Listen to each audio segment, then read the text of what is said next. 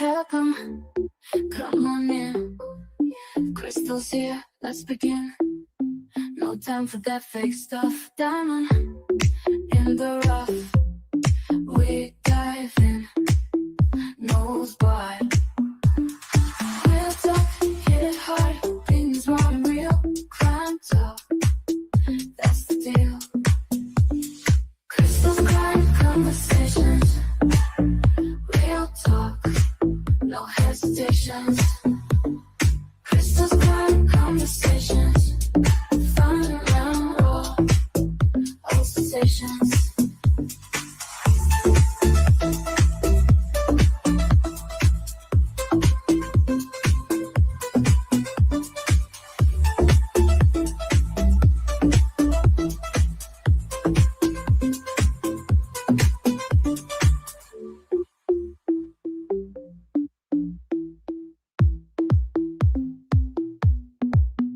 Welcome, come on in. Fun and raw, all sensations. Let's go.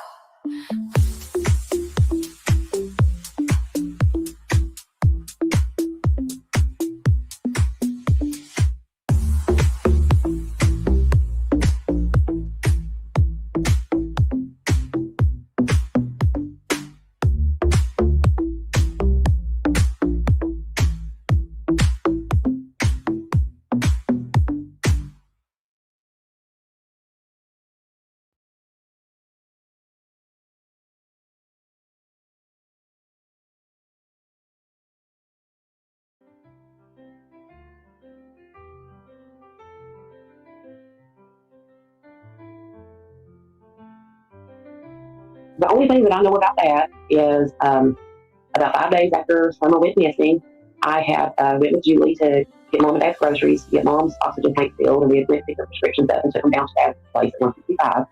And Mom asked me and Julie both to ride up to 207, where Fred was staying in her camper, and to pick up her mail and to check on Fred. Well, we did, and Fred came out into the driveway, and we were asking him how if he was okay. So we were just up there to pick up Mom's mail, and he was talking about how he felt he was being set up.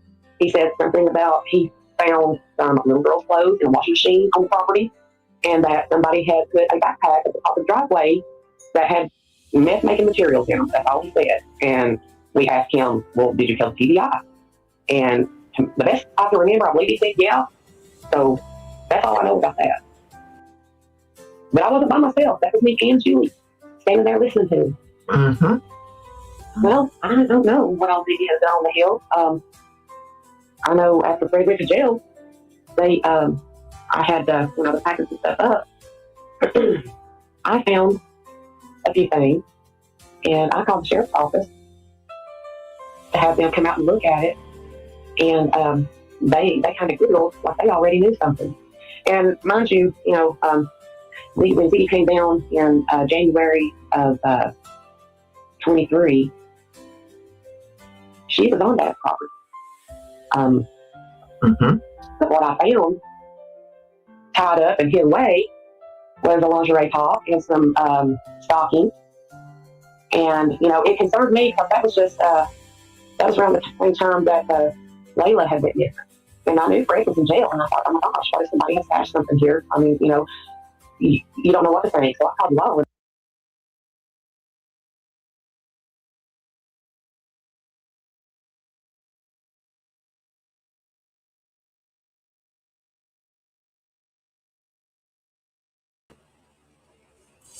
Hey Marie.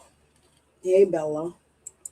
This is a short segment of what's going on in my life today.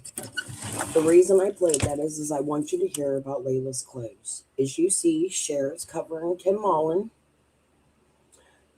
Dawn's mad at Nana and Ryan and Bill Shipley. That's what we're going to go over. However, I left a comment on White Boy's video. I'm going to read it to you. 2 comments. Watch Ziggy. She knows all about Shipley. He's been around the whole time. Now we're going to watch White Boy in a minute. My second comment was Ziggy interviewed his girlfriend Kelly. She claimed Dawn owed Bill money, and he grabbed Summer by the hand. I didn't put by the hand, and held Dawn up until she paid him. I don't remember Cam and Allie covering him. However, Ziggy harassed the guy, although he did not sound like a good man. Nana for life, of course. The bitch over in Six Ups. The bitch over in Voices Behind the Wall. The bitch following fucking Ryan around. The bitch Jody Sue is fucking accusing of shit. The bitch with Bill Shipley. The bitch with all the criminals. Karen Elliott. The one running around Rogersville with all the criminals.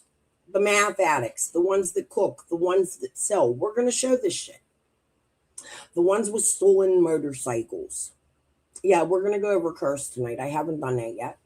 I've been promising to. We're going to be here for quite some time. I got like 2-hour lives pulled up that we're going to listen to. But we're going to start with White Boy and Benny. Anyways, Nana for Life says, that's not true, according to Bill. He never worked for Dawn. So we just take your word from it, Nana, because why would a criminal admit to something that he did wrong? Who cares what Bill Shipley said? I'm listening to his abused girlfriend who went on Ziggy's panel. We're going to listen to that in a little bit. We just listened to that on my channel a couple weeks ago. We're going to listen just for a little while. Okay? So that you can hear all the awful things like the killing of pets, the possible chance that he was involved in his ex's unaliving. Because, Nana, I ain't got time for you. And I'm not these other motherfuckers out here that's going to coddle you because you're from fucking Rogersville. I don't fucking like you. I don't like the people you're hanging with. I don't like the crew you're following around. And I really don't like what the fuck you're doing. I don't understand why you're so invested in this the way you are. Don Wells don't want you to put posters up for his kid. Don't. It's that fucking simple. Not saying that posters shouldn't be put up for Summer, but he let you do it. Hey, Boober. Hey, CM. He let you do that shit for years. Now, all of a sudden, the tree lighting ceremony last year, something happened. Y'all lying about it. Okay? So you can take your comment, shove it up your fucking ass. I don't give a fuck. Go run around with your little fucking criminals in the area where Summer Wells is missing from and kiss my whole white ass. I don't give one fuck about you. However, we're going to continue the video and continue my Bill Shipley content because I think what his girlfriend had to say is quite interesting and important.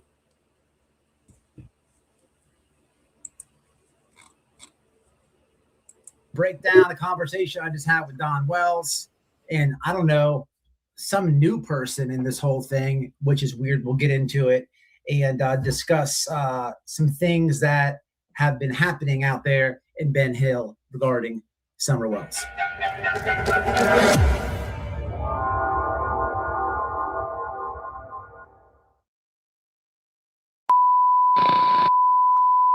What's happening, guys? White Boy back with another one.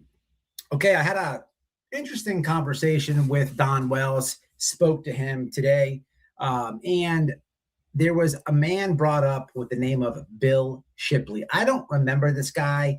I was talking with somebody, and they were reminding me that I guess Cam and Allie like went down this wormhole back in the day.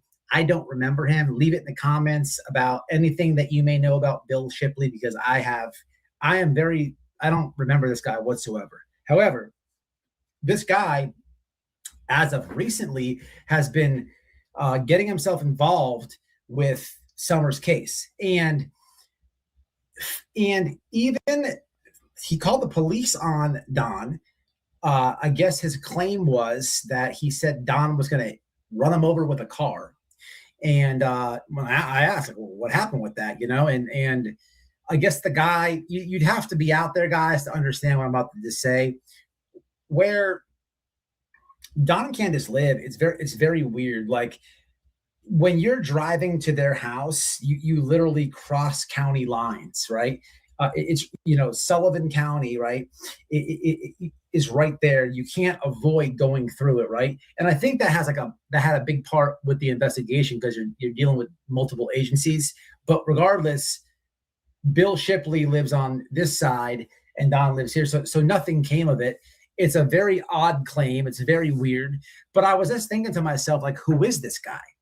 And I've heard about him kind of, and I know the name, I guess, but I don't remember this guy. And who is this guy?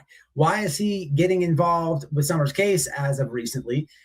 He's I guess a local out there, and he's like been, I guess, in the scene, I guess, in the background maybe for a very long time. I also asked Don about ask who is him? How do you know this guy? And apparently, a long time ago, he did some work for Don's mom on the trailer, which I believe would be like so that would be, I think, where Grandis was staying. There was like an addition thing made or something like that a very long time ago. I don't even know when the last time Don's mom lived in Ben Hill, that long ago. But I tell you that because that's how long this guy's been around. So, it's all very weird, because now he's coming around and there's talks of apparently signs being put up around Ben Hill, where summer signs, posters, those canvas things. And the claim is, I think, from Bill Shipley, is that Don is tearing them down as well. So this is the claim from this guy.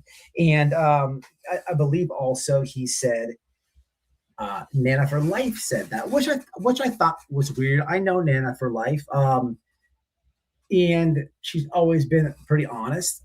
So I'm just trying to, just put this information out, because I don't know. It's all very weird. Bill Shipley coming out, but yeah, it's very strange. So I wanted to bring this because what do you guys remember about Bill Shipley? Did you watch the Cam and Alley stuff? I don't remember this. I know that they did like extensive deep dives on a lot of the locals and stuff out there, but I don't remember this guy. It's very weird. Why would Don run him over? This is all very strange. What is he? You have to ask, like, what is he? I'm all for anybody getting involved to help, but what is this guy? Why wasn't he been helping? Why wasn't he been, why now? All very weird stuff. Police getting called. So we got to figure out who this Bill Shipley is. Any information, leave it below. I would like to know. Any sleuths out there, hit me up, Whiteboy Lockdown Radio at yahoo.com. You can hit me up. If you want to get a hold of me via social media, Twitter is the best option. But yeah, this is just a basic, giving y'all what I know. Police getting called out there on Ben Hill Road. And that's just what it is, y'all. That's the update. Now, before you get all crazy, for all the people who I am sitting on this thing, non-biased nowadays. You guys know you've seen it all play out in real time. And I'm going to say this every video I make pertaining to Summer Wells, Don, Candace, Robin, anybody at Bill Shipley. Man, I am just a YouTuber in communication with the family of a missing child case that I've been covering. Don't be throwing like. So the video's almost over. You get the point of it. We're going to go on to Benny, and Benny's going to say why he thinks that this is true, that Dawn did this, and that Dawn tried to run Candace over once. Yeah. So, okay, Bella, your questions were, hold on. Was it because Dawn told her to stop harassing them? Yes, probably. Although I think there's more to it. What I was saying in my chat is notice the timing of all the fights. That same month, week, whatever. Cursed with Curiosity brings Bill Shipley's sister-in-law out, or cousin-in-law, something like that. We're going to listen to that. Somebody named Tim, who witnessed Fred picking up a stolen bike on the 14th and taking it to the West Side or West, whatever the fuck it is, hotel where all these addicts live. I've covered this show, Jamie Cox, so many others over the years that Karen Elliott also told me lived in that building and also told me Fred took the bike there. However, Karen left out the details with me that it was the 14th and not the 15th. Notice that's when Bill Shipley came to 6UP's chat. That's when Dawn started ripping down posters at the tree lighting ceremony. Ryan shows up. We all know Dawn don't like fucking Ryan, right? That's no fucking secret. He has said that in the past on Jankies, on Daisies. So they're going to bring Ryan to this tree lighting ceremony for lots of missing kids, and Jankies will frame it like that. However, Jankies didn't do this until she started covering Summer, and the tree was in Summer's name year one. However, I think this is something that the parents should be extremely fucking involved in. When you're putting a picture of their missing child and you're grifting and you got your cash ass up and you're collecting super chats and thank yous and talking to people, I think they have a fucking right to be at the tree lighting ceremony. I feel there is a reason Dawn is extremely pissed off at these people, and I would like to know what that is. So Dawn Wells, for the first time ever, if you want to speak to me online publicly, I would like to talk to you only, not about Summer, only about why it is you're mad at these people. Okay? I would like to know what your relationship is with Bill Shipley. Yes. No, I don't know. I didn't until now think that Bill Shipley had anything to do with anything. But when you throw Nana in there, and now we're seeing Dawn is trying to run Bill Shipley over, you have to ask why. There is some crazy shit that his now girlfriend again says on Ziggy's when they were broke up, when Bill went to jail. So we're going to listen to that live again, some of it. I'll skip through because we've listened to it a couple times on my channel. But then we're going to go over to Cursed with Curiosity, and we're going to listen to how Fred hauled a bike from Bill Shipley's family's home at the end of Beach Creek. All right, let's move on to Benny. I don't think this is a members only. I think White Boy Lockdown, he just did a video. Said he had talked to Don last night, and there's some information popping up and around about Don having ripped down a bunch of flyers and then in some way meeting up with Bill Shipley. While he meets up with Bill Shipley, he allegedly throws the flyers at Bill Shipley and then allegedly tries to run him over. What I find interesting about that is, if I had to ask myself, do I believe if it's true, I would have to say yes. And I'll tell you why. Because there were two other alleged situations as it regards Don and vehicles, right? So there was an alleged situation where Don tried to run Candace over. Now, I don't know a time frame when this was, but it was allegedly in the Subaru, and that he tried to run her over and smash the Subaru all up. And she hid in the woods, allegedly. I hate that word. The story goes that she hid in the woods for some period of time until someone came and picked her up. An employer is what I heard. So, and then there's some alleged story of Don crashing something on Van Hill Road. Now, that's not as pertinent to the scenario as him trying to run Candace over and Bill. So I've dug into Hawkins County website and tried to figure out. So basically, in order to FOIA that information, you have to know it's got the little asterisk on a date. And then you have to have an approximate time. And so I don't have either of those. So you can't progress forward with FOIA, with the FOIA on that call. And like White Boy said, that there is some jurisdictional issue where Don lives and where Bill lives. So it's kind of maybe split up between two different agencies.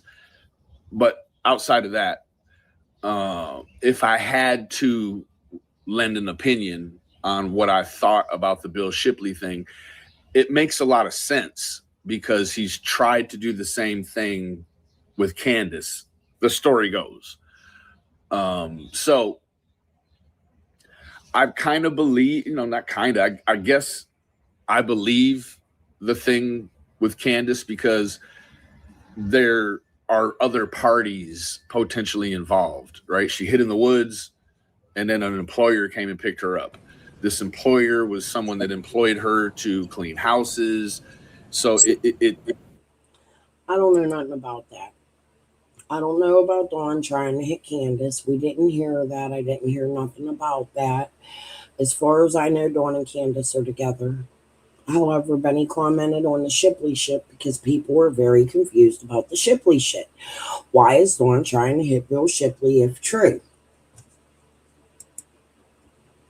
Mimi Jean, where did you hear that? Is there proof of that? Because I never heard she was in an Exxon at 5:30.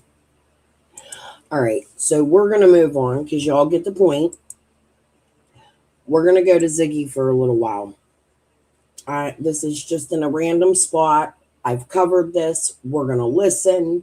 I say for about an hour. I'm just going to come down. Please soak in. I'm going to go into the chat. Soak in what this woman is saying about this Shipley character. Okay? Even sending them direct messages, using her Facebook account, and that's got to Yeah, I be see that. So he's posting to her Facebook right here after, because what date did she pass away again? November 3rd. Of 2022, right?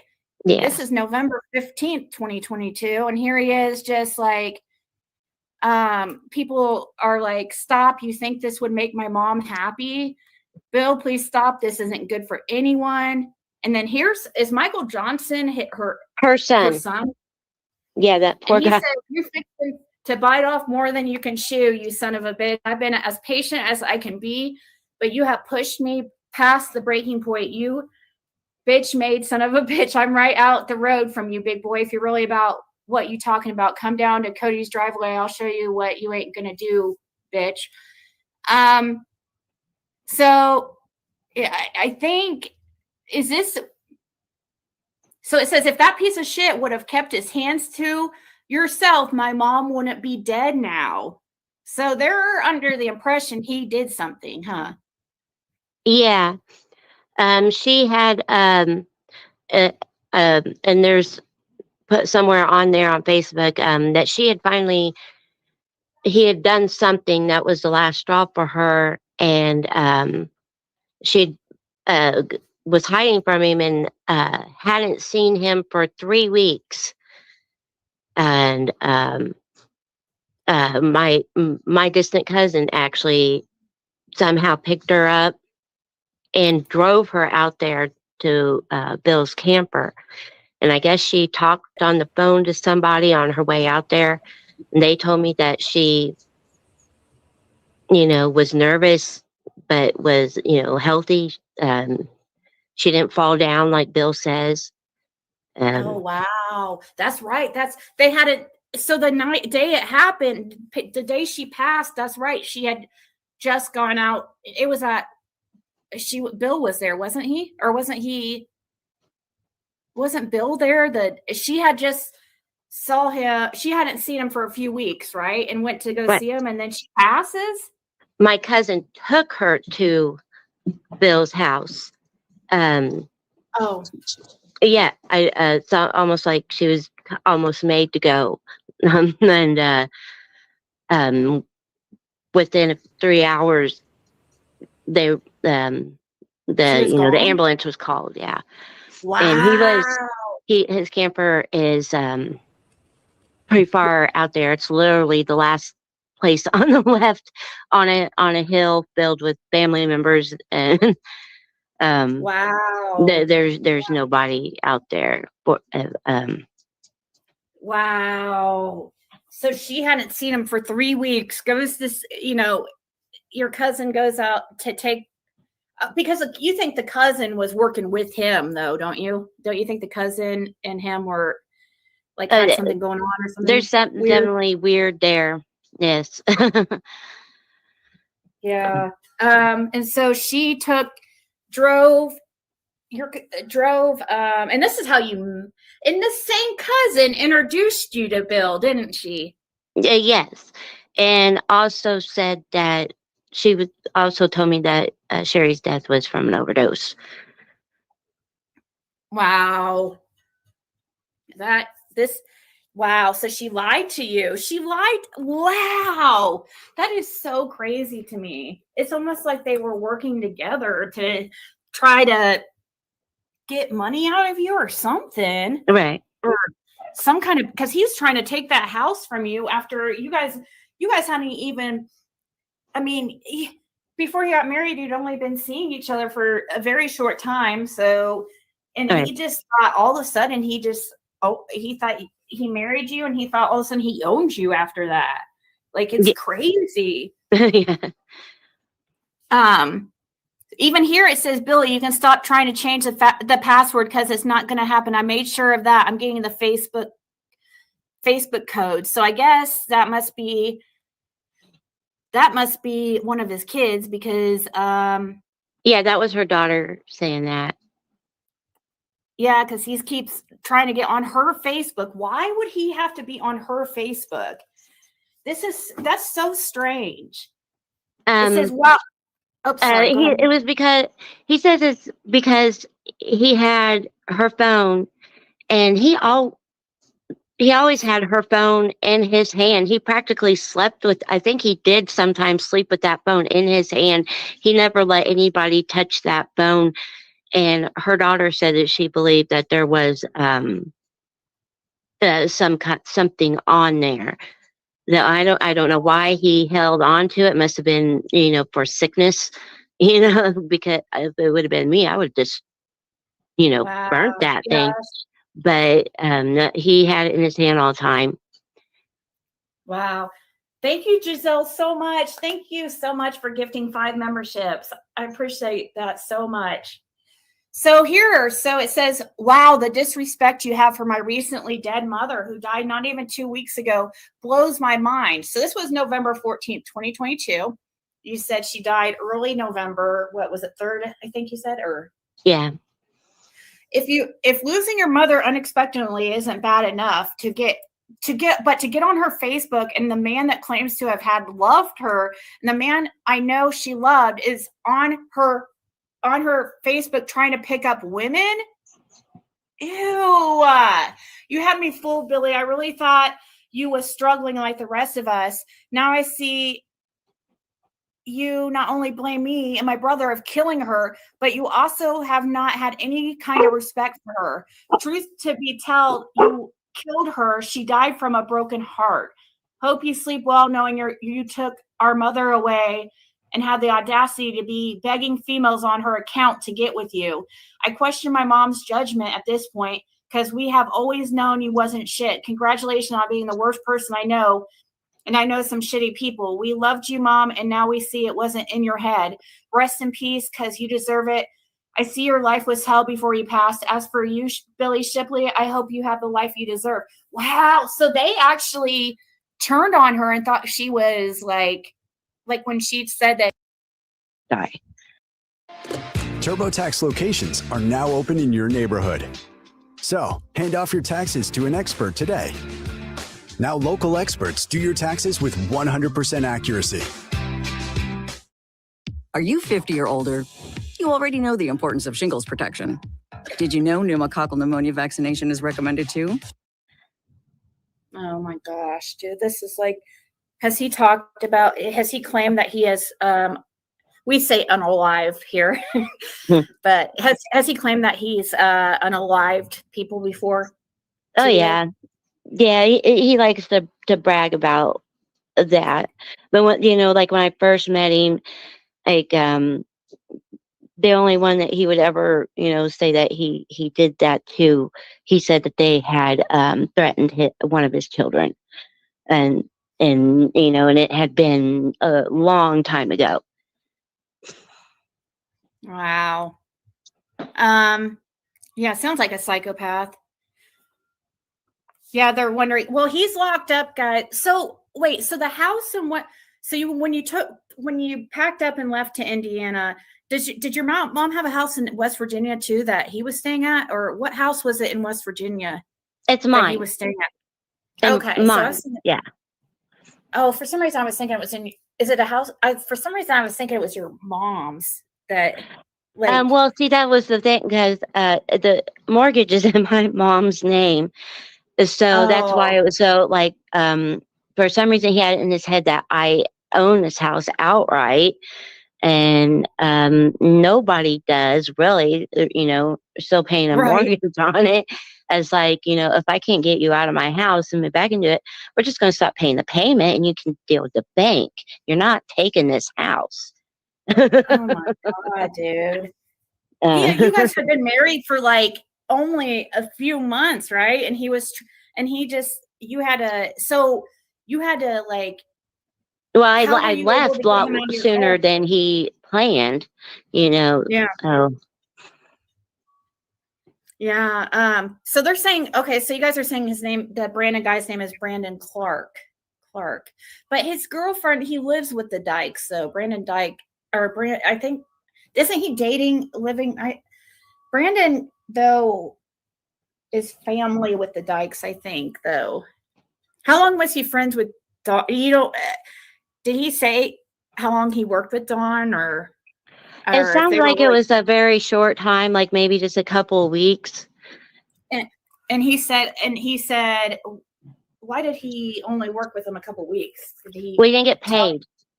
He didn't get paid?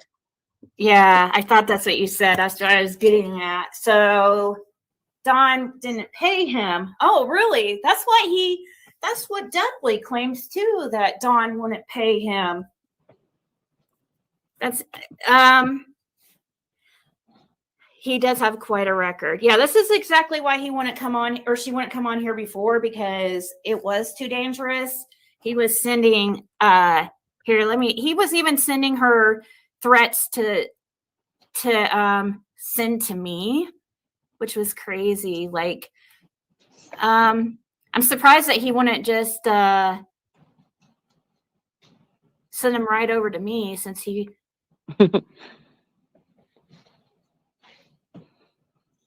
let's see here. Let's read one of his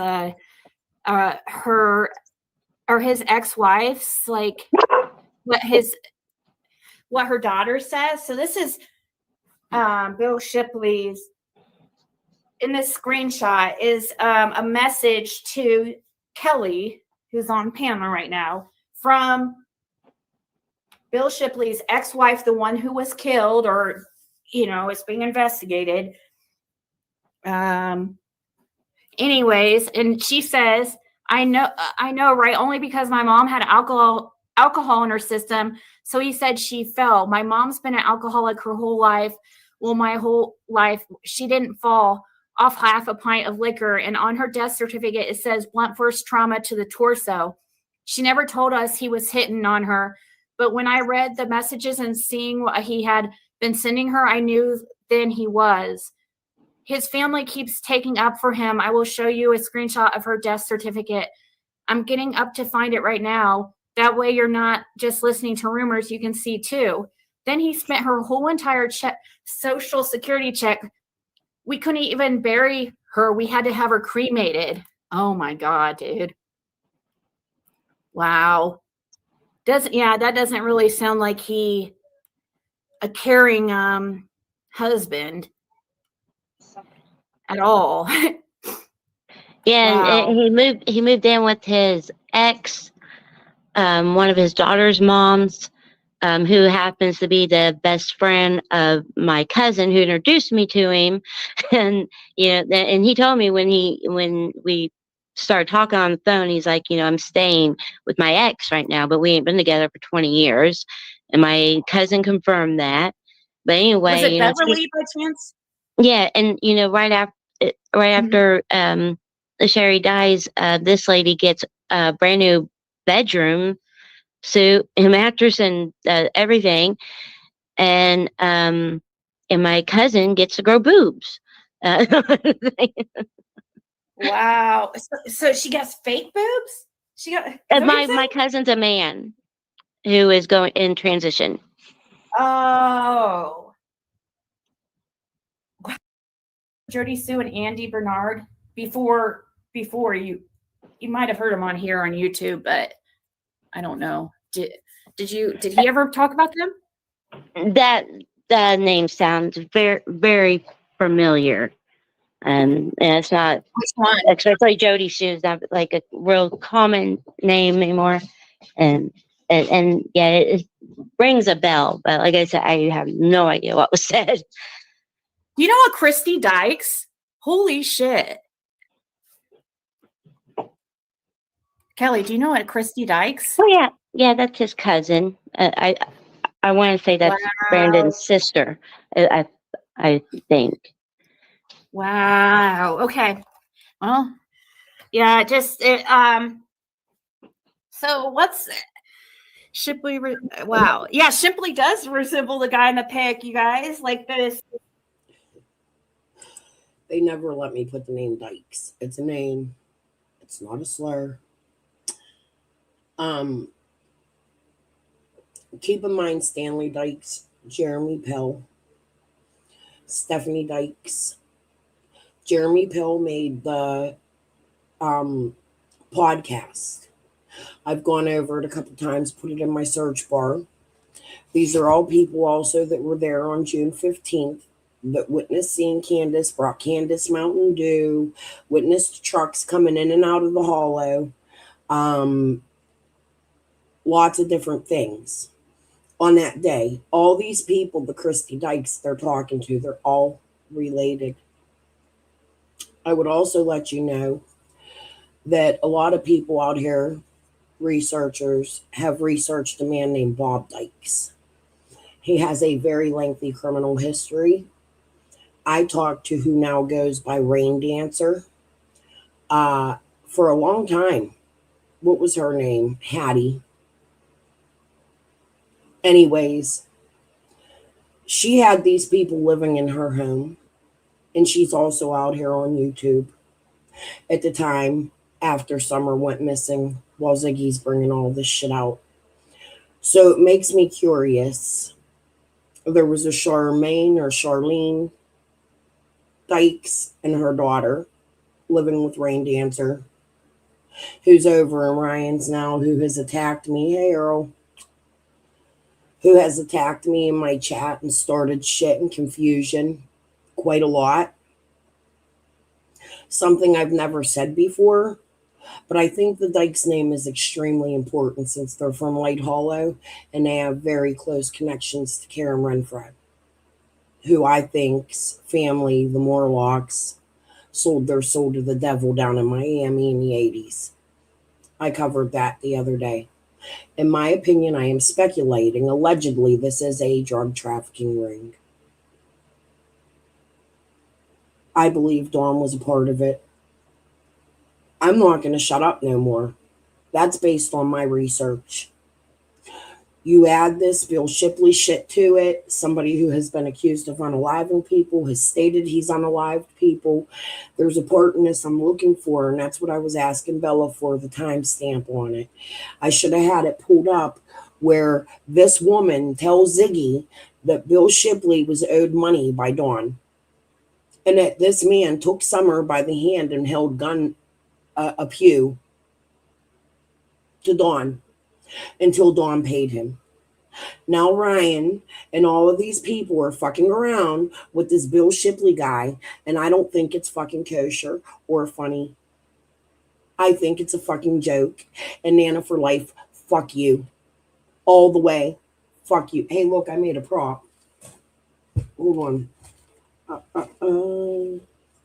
I'm going to pull this out. Fuck you. That's my new fuck you thing. You like it? Ah. That's for Nana. Anybody I want to say fuck you to, this is what we're going to do now. Okay. I made that. Ain't it cute? Anybody want one? Hit me up. $5. Okay. I could turn them into magnets, keychains. Sketch that people, he does kind of, but hey, to the cousin in the chat, like to those, the person talking shit, like I have text messages that look really bad on him, and I don't know how you can defend this. Well, like, some people say that, you know, that he talks like that because he's hurting and he's not really going to do it. but he strangled you. Like, that's personal. That's like, if you can strangle somebody, even if it was just a second, like, I mean, I don't know how long he. And, you know, and I was just asking for a divorce, you know, like that, that's, and that's all I did to warrant that from him. And I said, you know, there's no shame in it. We got married so quickly. And, you know, most of the world don't even know we're married. And there's no shame in admitting that we were wrong and walking away. Yeah.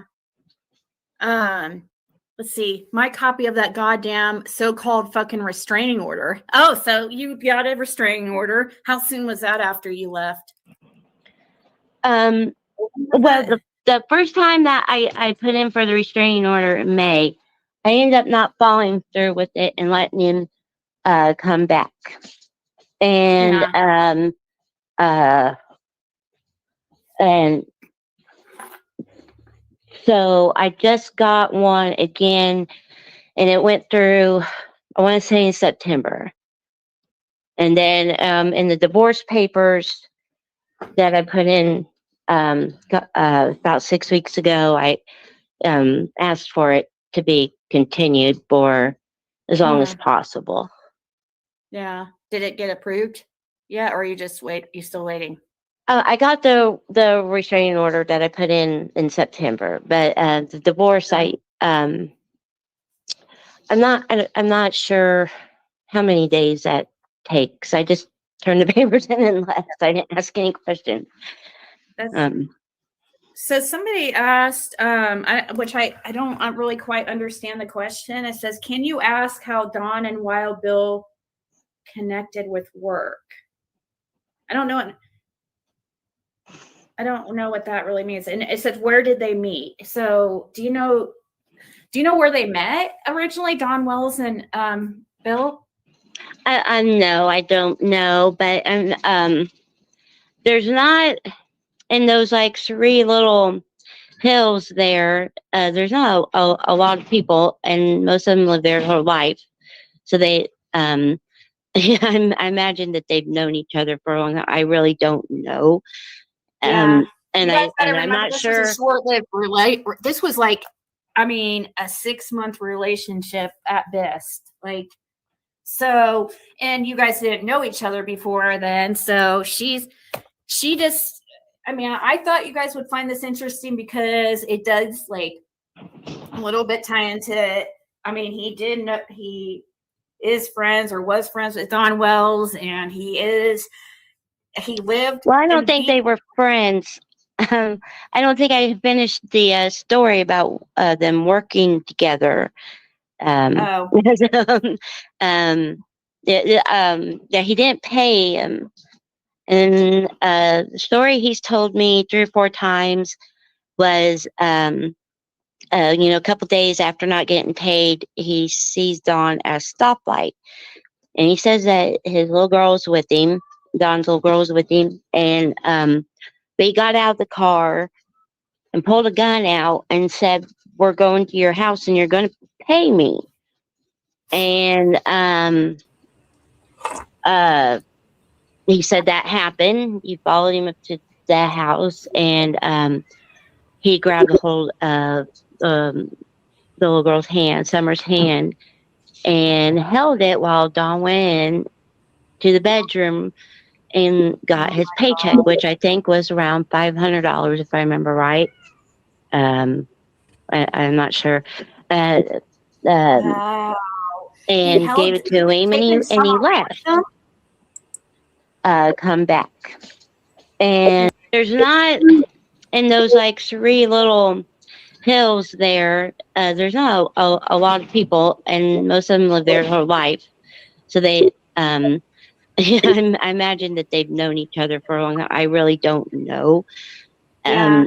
And I'm not this sure. Was a short-lived this was like, a 6-month relationship at best. Like, so, and you guys didn't know each other before then. So she just, I thought you guys would find this interesting because it does like a little bit tie into, he is friends or was friends with Don Wells, and he lived. Well, I don't think they were friends.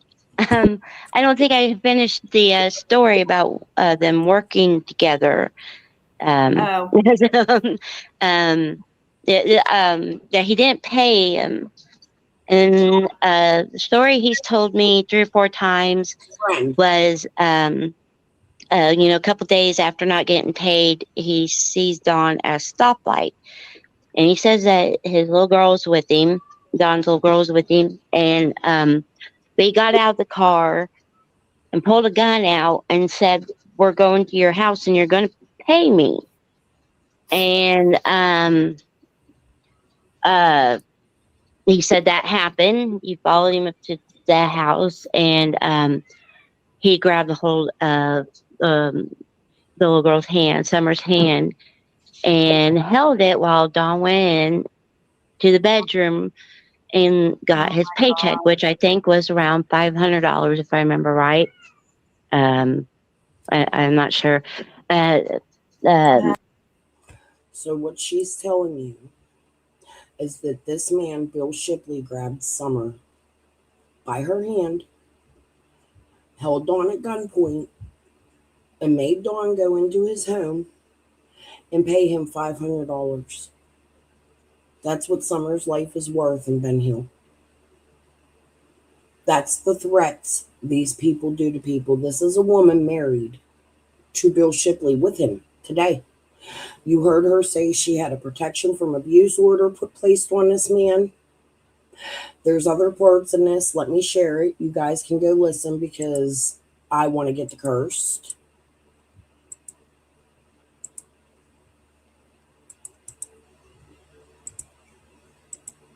He's an animal abuser and killer as a tactic to abuse his women. He's beat her.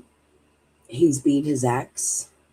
The children of said ex believe, speculating, based off the messages that Ziggy just showed, shown by Kelly, Bill Shipley's wife. This is not funny. And you got people like Nana for Life over there. That ain't true. In White Boy's comments. Well, why is his wife saying these things? I think Bill Shipley should be looked at. Do I think Dawn should have tried to run Bill Shipley over? No, but I feel like there's more to the story that we're not hearing.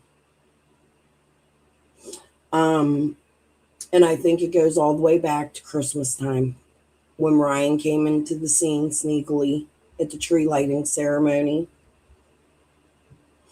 When Nana's friending Bill Shipley and they're showing up in 6-Up's chats together at the same time with Karen Elliott, Fred's sister, whom Ziggy and Fred have been lying about for years.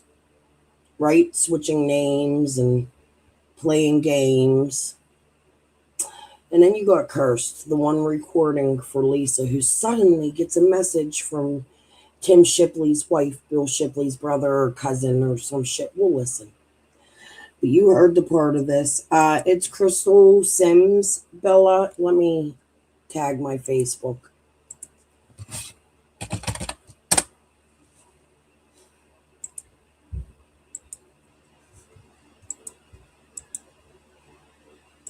Actually, it's under my husband's name. That's why I had to take his Facebook, because mine was taken down. Long story. Go back and listen. But that's why. That's my Facebook. I believe the police have both of my Facebooks, but we'll leave it at that, I think. Okay. So let's move on to Cursed, something I've been meaning to go over for a long time. This is an hour and 47 minutes. I don't know that we'll get through the whole thing. This is the purpose of my live today. Let me close these other tabs out. There's my Facebook. Please friend me. Please know I'm horrible at messages. I suffer depression. That's why I'm not consistent on on YouTube like I should be. I will get to your messages as soon as I can, but please understand that I have a family and I do the YouTube and other things going on in my life. But I do get back to everybody at some point in time. So if I don't get back to you today, it might be tomorrow, it might be next week, but you will be getting back to in a week's time frame. Okay? I try to answer as quickly as possible when I'm on Facebook. However, okay. Let's go into Cursed. Messy, and I seem to always miss that big point I'm wanting to make. So that's why I kept moving this live forward, because let's not forget Karen Elliott is following these people through chats, and I started my live tonight with Karen Elliott stating that she believed that Layla's clothes was in her parents' house. There's more than one missing person in the area. Both have been mentioned by the Hills Elliott's. Excuse me, I'm tired tonight too. I wanted to make sure that I had some things straight. How's everybody doing? That's for Karen Elliott and 6 Up. Got a guest with me. You can unmute if you'd like. Doing good. How are you? Hey. Hey.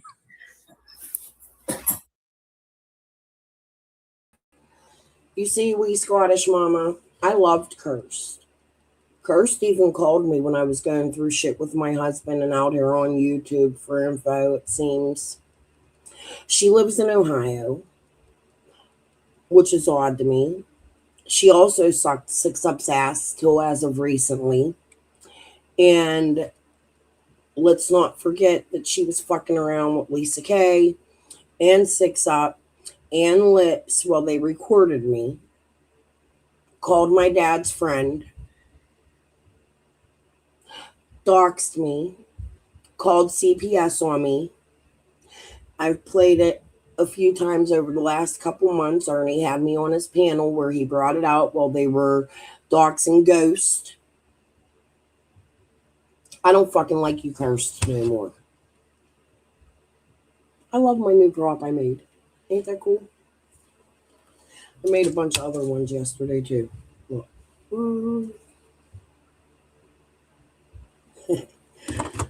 Yes. Big bullshit.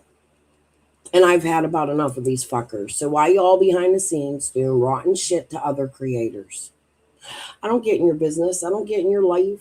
I don't bother your family. I don't call people on you. I don't even come to your motherfucking chats.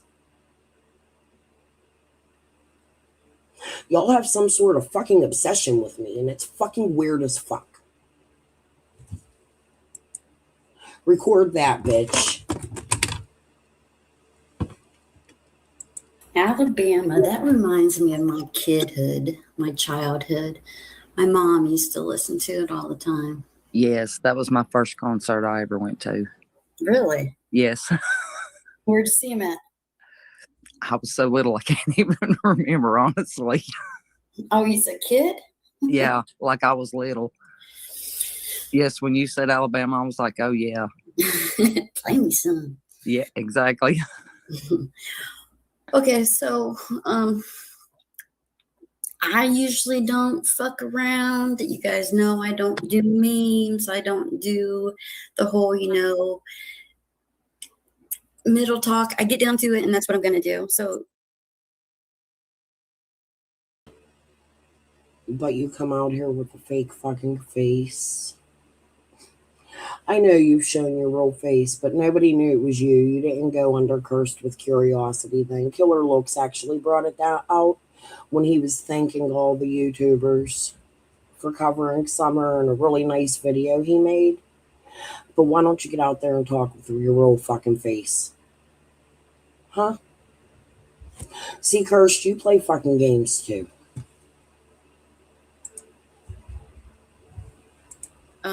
a lot of things have been said here lately, and I was thinking about it last night where I originally heard it from, and I don't remember. But I've always been on a path of trying to figure out as much as possible as a citizen, YouTuber, whatever, who was on Ben Hill Road, who was in the area, what happened, the timeline, all that fun stuff. And about 3 months ago, wherever I heard it, someone told me, and it's not my panel guest, someone told me that Fred Hill's timeline was a little different than he was saying. So I'm going to assume if you're here, you know who Summer Wells is. She was 5 when she disappeared from Tennessee. She was home with her mom and grandma, and her brothers were home that day, and she just disappeared. They haven't found her yet. They have had a lead. Has it been about a month ago now? That lead came up? I would say it has. I mean, close to it anyway. Yeah. But I've not seen or heard anything since the lead, which says, 9.5 miles away on Van Hill Road, which is, I would say, by what I gather, you take a right out of Ben Hill, you go up past. No, you take a left out of Ben Hill. Oh, you take a left. See, that's yes. what I thought originally, but I was watching someone else, and they made it seem like they took a right. Okay, so you take a left. You take a left out of Ben Hill. And then what? About how far down Ben Hill? I mean, it is approximately 9.5 miles. Okay, and then Van Hill's on your right? Oh, you're talking about to Van Hill Road? Yeah. Because it's like, well, gosh, I don't know. I would say probably 6 to 7 miles, and then a couple of miles out Van Hill Road. That's just an estimate. I don't know. I've not looked it up for, to be exact. That's just a guess. Okay. Well, the news put out that they were searching 3500 block of Van Hill, and since then it's come out that it was Paul Hill's property, and no pointing fingers at anyone. I mean, anything can be. We don't even know what this lead is going to lead to. Is what I'm trying to say. It could be nothing. It could be as simple as a phone. We just don't know where this is headed. So back to June 15th. There were so many people on that road. I've made many videos about, every time I hear somebody's account of when and where, I've made a video on it. And I think that's where I got on Fred and Ziggy so much, is because the more I was listening to him talk, he kept changing his times, and it's kind of concerning to me. And there is, especially for the times that he had said that he left Ben Hill that day, which, if you're going to be on, I hear something in the background. Do you have something on your end? It's calling the TV in the room. Just a second. I'm shut my door. If anyone that was on that road that day, their witness accounts is important. And of course it's important to law as long as the. Let me explain again what was going on at this time. Bill Shipley pops up in 6 Up's chats. Cursed is suddenly mad at 6 Up. Wants nothing to do with 6 Up suddenly. Right? Ernie's about to bring out that they fucking doxed, that they were calling CPS on me. And suddenly Cursed has access to Bill Shipley's family nobody ever fucking heard of before. While Bill Shipley, the family member of this human talking on this panel, is in 6 Up's chat.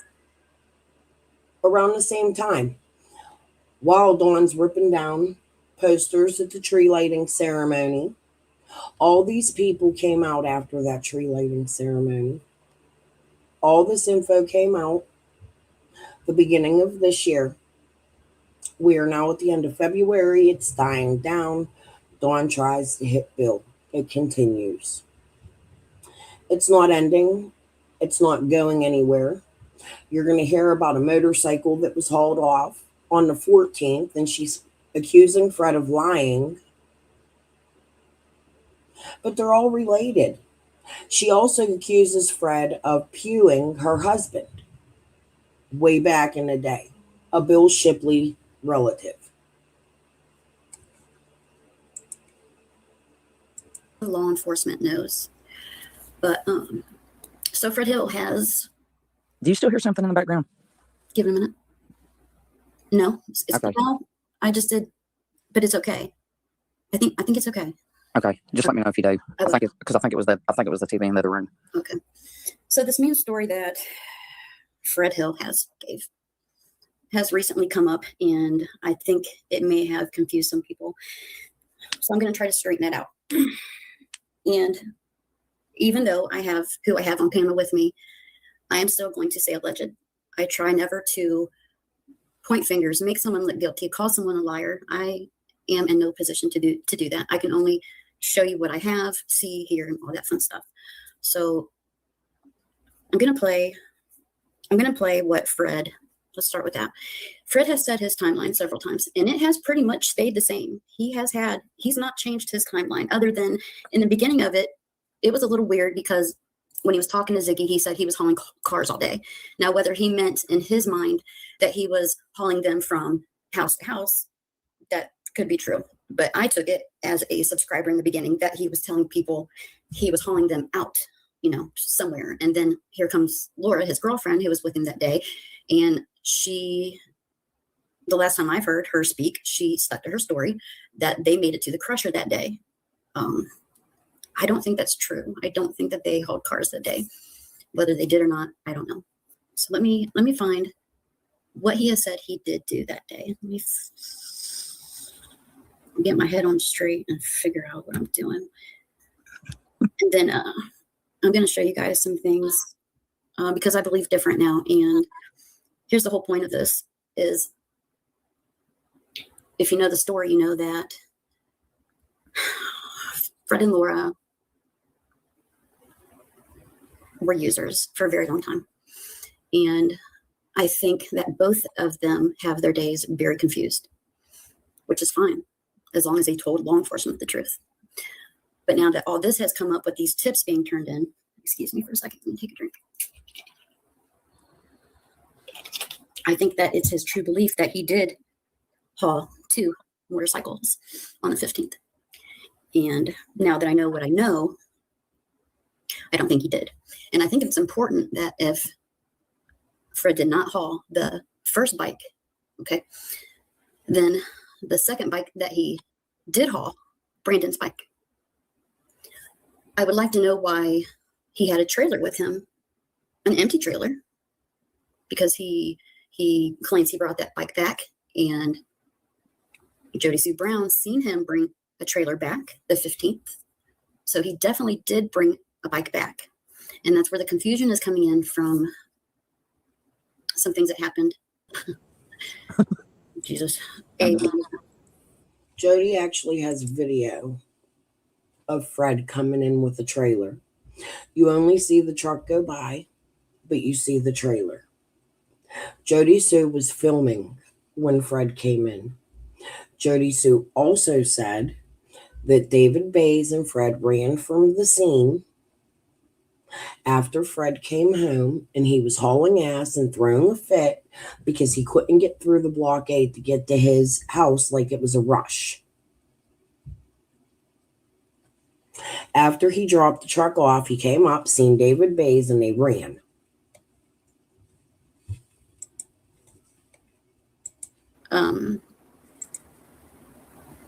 Let me play this real quick. Okay. I just don't want to further confuse any more than I probably am. I know, that's what I keep doing too. In my head. Are you a Hummer? Yes. Me too. Yes, you, and now you play that song, and now I'll probably be humming it in my sleep. Playlist. Fred's timeline. Okay.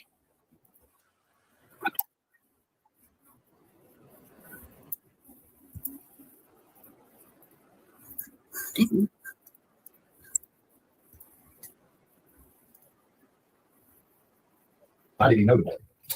Don't holler nothing after I left the holler because I couldn't make the scrap or nothing. It didn't have nothing loaded. I kind of. But that's when I met the boy out next to end of the Peach Creek, which is past Light Holler Road in Sullivan County, and he was broke down. I didn't even know the boy that had the motorcycle. So I went back to Ben Hill and got my trailer and went back out there and loaded the bike. And then I took it from there. We stopped at Zoomer's and they got gas in their vehicle, which was the old Lexus. And that wasn't at 5:30 when you saw Andy Bernard, was it? Huh? That wasn't the time you saw. Karen Elliott told me that Jamie Cox lived above Zoomer's, where he claimed he saw Andy, and that was Fred's, or somebody lived above there, because she also told me he lived at the West Side Hotel or whatever it is they're going to talk about in a minute here. However, she asked me not to tell people that Jamie Cox is a scary dude, one of the biggest dealers in the area, and that's who Fred was visiting. Now you hear Laura in one of the very first interviews say on the way back, Kirst is right. They did say they made it to the junkyard that day and the junkyard was closed, is what they said. And on the way back, they stopped at Jamie's. That's when I asked Karen Elliott, who the fuck is Jamie? I have been out here for years screaming, who is Jamie? Who's Jamie? He stopped at a Jamie's on June 15th. Who is Jamie? Jamie is Fred's dealer, according to his sister. Saw Andy, was it? No, I saw Andy earlier. No, you saw him at Zoomers I though. seen Andy at 5:30. Zoomers too. He was there. Because I dropped the bike off at West Side Inn, and then I come to Zoomer's and got gas myself, and that's when Andy pulled in beside of me. He's on pump 10, because I was on pump 11. I always do pump 11, he pulled in on pump 10. And the reason why Fred would know which pump is which, because that's like the only gas station people go to in that town. So he went to Zoomers probably every day. Yeah, I went to Zoomer's every day. So like that's how he knows like which pump is that's which. where we would go to use Wi-Fi and stuff, because there's our.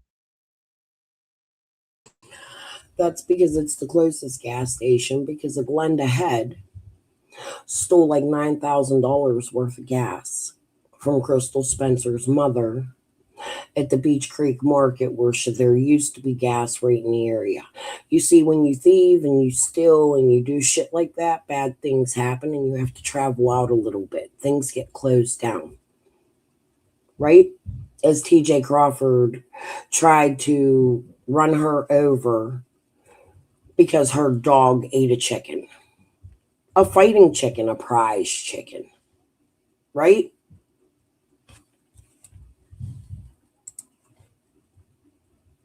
Arby's are we hooking up Arby's Wi-Fi. A lot of people do that. Even Jody C would go live and stuff all the time from. Yeah. Mm-hmm. Truck comes back out of the holler, bumper to bumper, and then the blue truck, Chevy truck. They were bumper to bumper, huh? Mm-hmm. And then see, I had to move again, so. Yeah, you had to move again and unhook. Hell with it, because that was about 340 something, and then I had to unhook the trailer, and then time you figure a 30-minute drive or something other, so I had to be there by 4:20 at the grocery to unload, and there wasn't no way I could hook back up and get it loaded, and then make the drive in that time.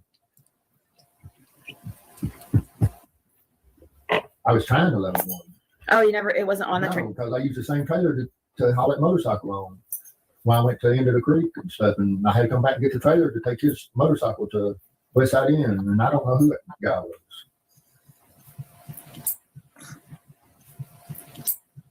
I never met him before. Never seen him since. Yeah, Laura.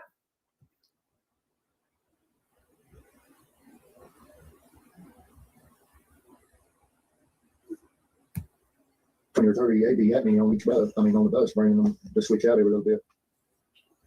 Oh, Clipwing says when it sounds like he says he hauled 6 or 7, I think he was talking about his address, 167.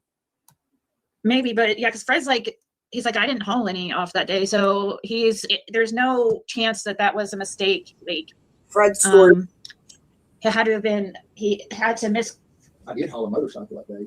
Yeah, that's what I mean. That motorcycle. Yeah, when I left out, I unhooked the trailer at her. I met Andy and stuff. But the motorcycle never came in the hauler, though. No, I picked it up out past Light Cemetery. Yeah. The next driveway past Light Cemetery going towards Kingsville. Tim Shipley's driveway was where I picked the motorcycle up. Past Light Hauler Road. Yeah. And see, when I got out there, he was working on his bike and stuff. He's in the road, and I pulled over and tried to help him and stuff, and then kind of get it going and stuff. So I told him, I said, I had a trailer that I could haul it for him. Just give me a few minutes. And I backed up into Light Hauler Road and turned around and went straight and picked the trailer up and come straight back and picked that motorcycle up. And then we went to Zoomer from there. And then I took it to Light Hauler Road, where the Dykes and the Renfros and the Glenda Heads and all them people are. He goes from Light Hauler Road, picks up Brandon's bike, and then takes it to the West Side Motel on June 15th. However, what you're going to hear this woman on Cursed say is that didn't happen. I'm going to skip ahead a little bit just to say we all have heard these recordings a million fucking times. We all know Fred has changed his story and that it was 6 or 7 cars he was hauling off. Laura said the same thing, and then she said Fred was having a hard time getting that little blue Escort on the truck. Well, then Karen Elliott sends me pictures of the Escort with a fucking tree on top of it. It's never been moved. It was his father's car from back in the 80s. Lots of lies coming from lots of people, and I do actually believe this Tim Shipley's wife. However, I want to know why with Cursed, while all the shit's going on with Ryan and Karen and Six Up and posters being torn down, and Six Up went to Light Hauler Road to visit people around this time. Oh, yes. She reported on that. She actually got up and drove her ass to fucking Tennessee and went and seen Karen Elliott or whatever the fuck they did. And she hung out and stayed up on Light Hauler Road for about a week. Yeah. Funny, huh? Glenda Head is now in Six Up's chats. Gross.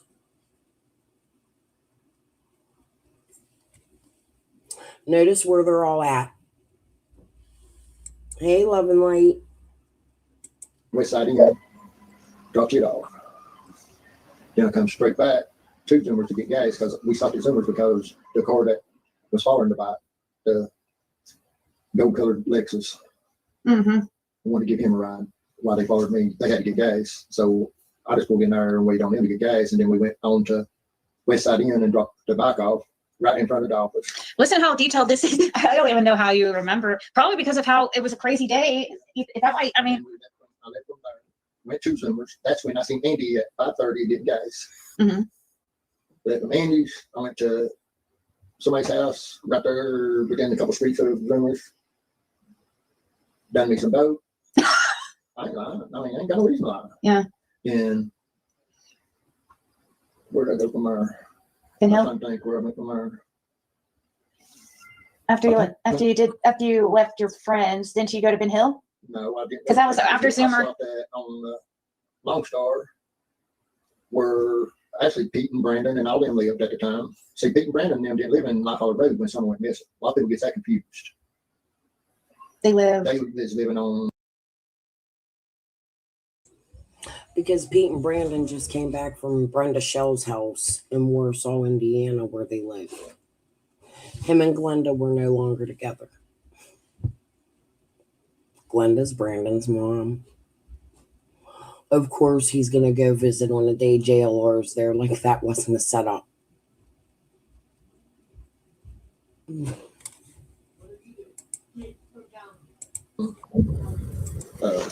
Lone Star, and I actually stopped there.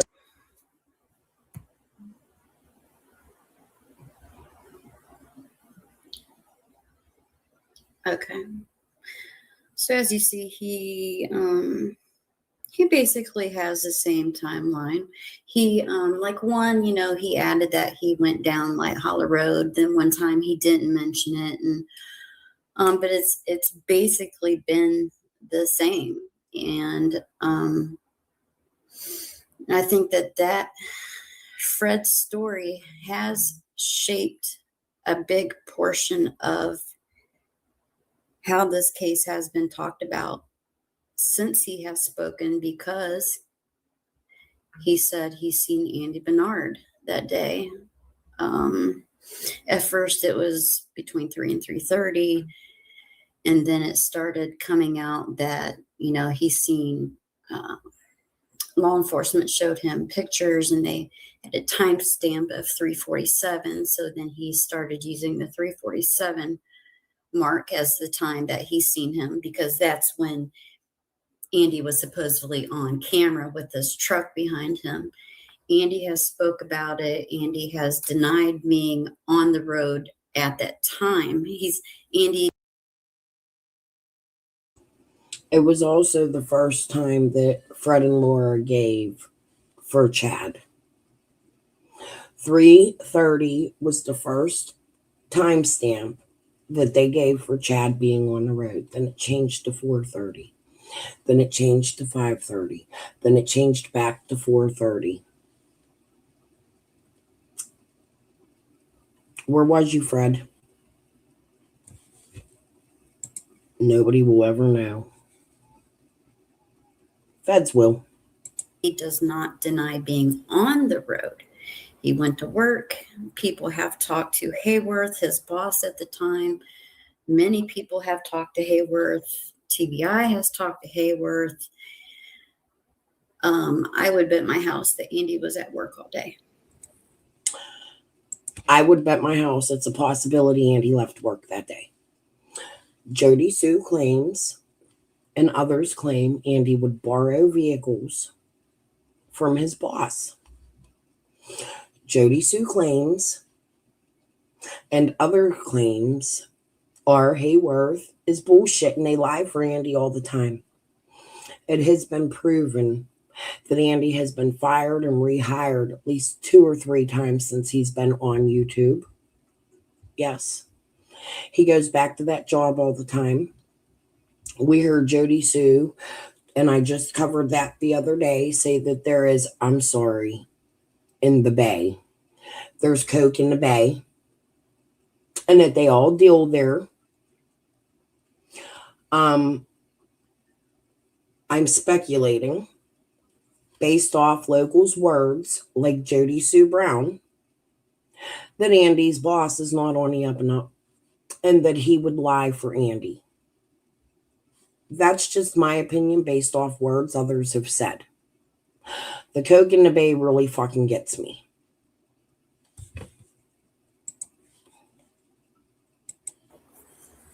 And that's where I am with it. So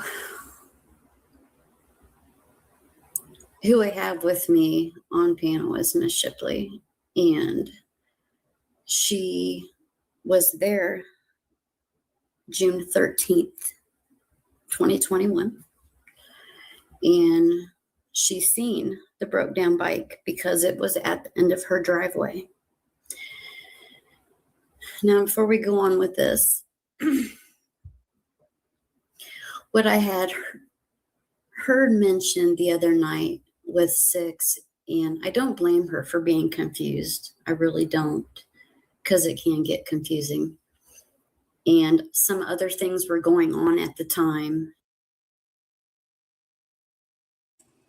Oh, love and light for all. I have not heard that. Could you please show me where that was said? Because I have some ideas if that's true. Oh, the yacht owner. Amanda. Amanda who? Honey, Amanda Athey? That would be interesting to hear it coming from her. The yacht owner is a man. Let me show you.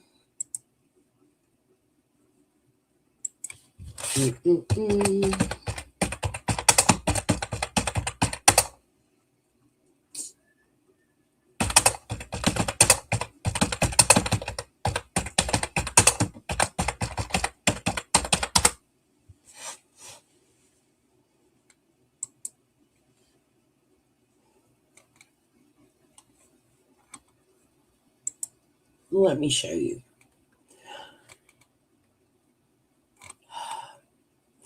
Hawkins County, Tennessee, September 4th, 2012. There's new information this afternoon on a fatal crash involving two boats in Hawkins County, Tennessee. TWRA Officer David Crum was confirmed that a 76-year-old William Cantrell of Pound, Virginia died in the crash. Also on the boat was 52-year-old Timothy Cantrell. He was taken to Holston Valley. This is not the right one. Hold on. It might be, but I don't think it is. Hold on.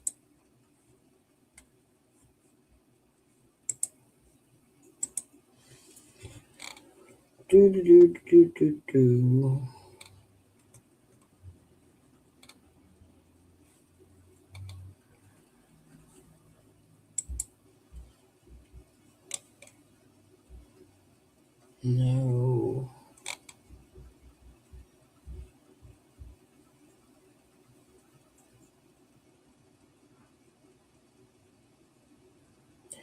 I can't find it.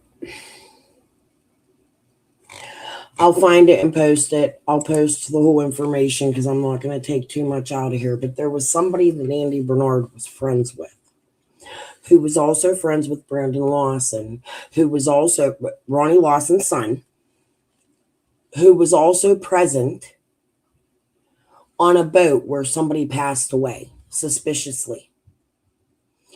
That puts Brandon Lawson and Andy Bernard as friends, or at least knowing each other in the same circles. But that would be who they're talking about. And that's why Jody says the Bernards are such good friends with Lawson, and Lawson pulls favors for them. Another time they've been putting together several times about court. And I think it just panned out really crazy. Zig and Fred was talking about this conversation I'm about to show you. And at the same time, there was a little bit of trouble going on at like Hollow Road. And I think that those people took it as Fred and Ziggy may have turned a tip in on them, called law enforcement on them, and that's not the case. What is the case is they turned this conversation in that I'm about to show you.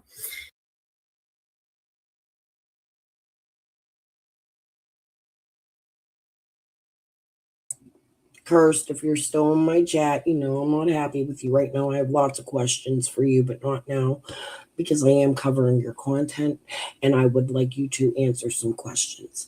So you had just said something was going on White Holler Road. Can you please pinpoint a timeline and what that something was? I would like to know.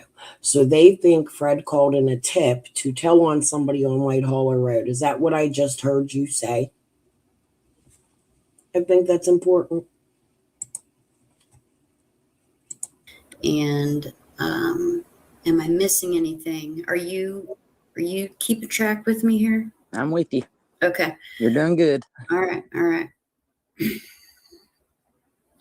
wonder if I can make this. Okay, so what I did was I was going to just pull these up picture by picture, but I wanted to make sure that I pulled them up in order and didn't get them confused.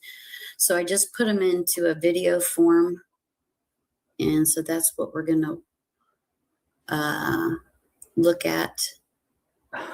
Maybe if what you want is to make it as real as possible is I can read Fred's part and you can read your part and then get through it that way. Does that make sense? If that's fine with me, if that's what you want me to do. Okay, let me enlarge this. Maximize. And let me say this. I think everybody should be encouraging Fred to think about what he did see on the 15th, because this is the whole point of this, that he didn't haul that first bike on the 15th. He hauled it on the 13th, which means he's got this whole day open that he's not talking about, either on purpose or in his mind. He has no idea, and with Fred being in and out of the holler that day and up and down Beach Creek, what if he did see something that is important in Summer's case, that it's not clicking with him because he's thinking for sure that, I did this on the 15th, so whatever that was can't be important. Do you understand what I'm saying? Does everybody get what I'm saying? I do. All right. Thank you, Tragedy Pim's exposed. No, I'm not in chat. Let's see. View. Okay, this has no sound. Give me about 5 seconds. Tragedy Pim's exposed. Maybe so. No. Fuck you in the ass.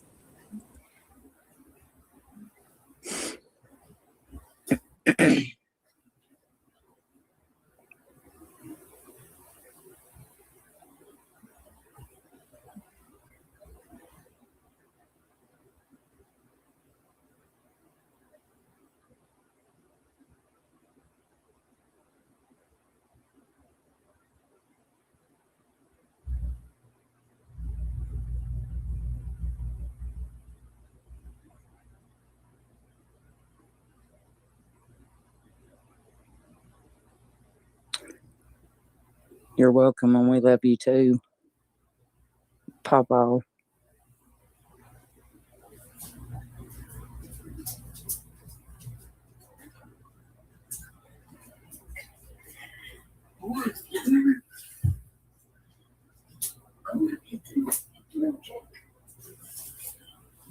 Shut the door. You're stuck in here. I'm stuck like Chuck. Hey, before we get started, I wanted to ask you. We was talking about, remember, we was talking about that White House on the property. Yes. You want to talk about that? If you want to. I mean, that's up to you. Tell me about it again. What was happening? You just want to know what we were going to do and how we waited. Yeah, tell. Or are you talking about the tip? No, not the tip. The house that you were making sure that Summer wasn't in there, and the searchers came up and. So anybody that knows down in here, there was a house coming up our driveway, a white house that was my husband's family home, built in like 1932. We were going to tear it down. We were in the process of getting ready to tear that house down because it was so old and it just needed a lot of work, and we were going to put something else there. And then all of this happened with Summer, so we did not touch anything. But I did go down to the house, and the house was, searched by me, but I don't know how far you want me to go into that. Well, I thought it stuck with me because of what you told me. You said that, you was making, who was it that said it? Was it Coop that told the public on the news, for everybody to check their barns, check your I say that every time. Camera footage. Yeah. Check it every day, just make sure, she could be the size of a laptop. And you were checking this particular house. It was on your property, you said? Yeah. Yes, it's on our property. Yeah, you were, calling in saying, Summer, baby girl, are you in there? It's okay. Come out. Yes. And I just thought, I hope everybody else did that too. There was And even a crawl space underneath, and I even got a flashlight and crawled up, underneath to look, and called out to her again, telling her, hey, Summer, honey, if you're in here, you're safe, you're okay, please come out. I promise you, you're safe. yeah, but she didn't come out, did she? That's a weird statement to me. First of all, this lady lives clear down the other side by where the media was posted. I believe that's where Kirst said. Going towards Kingsport. Why would Summer be all the way down there? Oh, Summer, honey, please come out. Like, was Summer frequently at your home? Why would she show up on your property? Not saying it's not great that you didn't look, but that's just an odd statement for me for somebody who lives 3 to 5 miles away from Summer's home.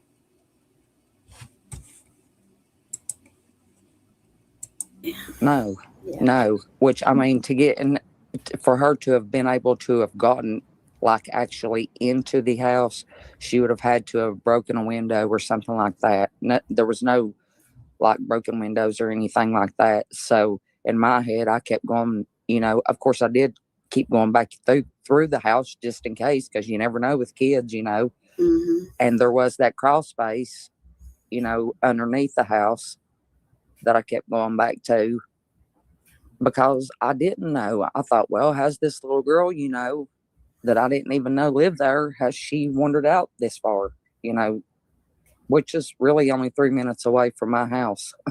Yeah, and it's possible. So she doesn't know Summer, but Bill and Tim do because Tim frequents Ben Hill. They actually, I think, used to live there at one time. I think she says, I'm not sure. However, Shipley has lived up in that area and he's lived with the Wells in the trailer at some point. They know him even to the point where their family member, his wife, says that this man took Summer by the hand into Dawn's home at Pew Point while Dawn paid him $500. But she doesn't know them. And she's under the crawl space going, oh, Summer, honey, please. 3 minutes away. That's a drive. It's a little more than 3 minutes. But it's a drive. Walking, it's not 3 minutes. She lives all the way down by where the media was. You see Jeff Bobo go down the fucking road and you can look up over the fucking church. Going towards Knox Pope, where Marvin Simpson lived, by the Sandy Paul Morgan guy, by Jody Sue, where David Bays' horse was kept. I don't fucking know. Y'all weird. It's very possible.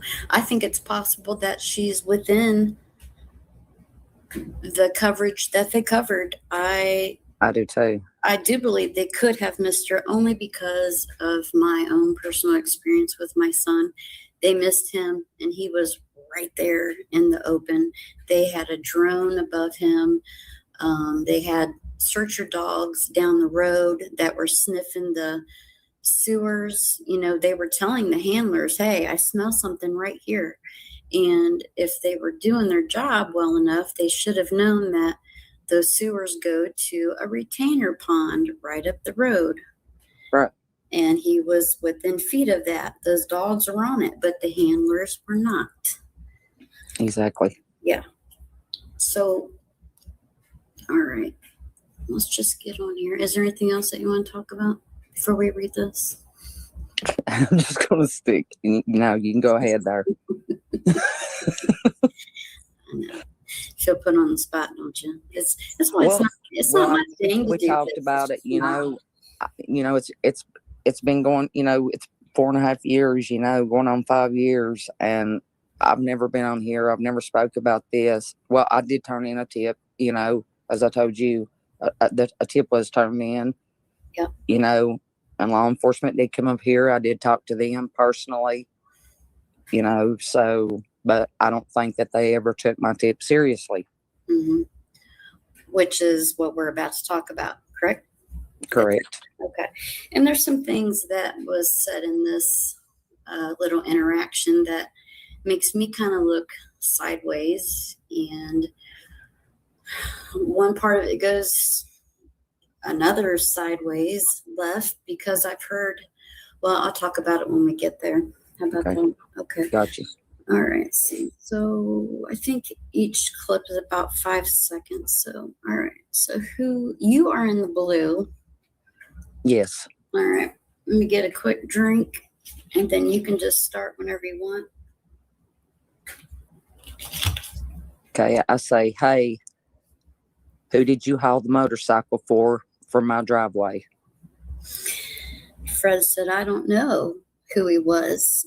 You and Tim was standing there helping him when I pulled in before I went and got the trailer and hauled it that day on the 15th.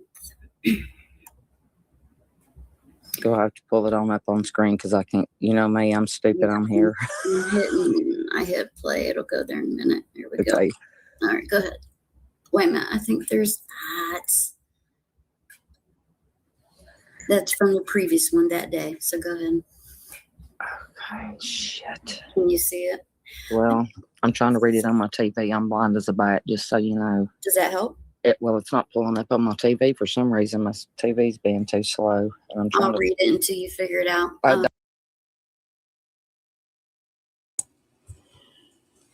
Two little African American girls between the ages of 8 and 14, 15, found in suitcases on school property behind a playground in Ohio. I hope they find who's responsible. Yes, Marie Burks, I did hear about that.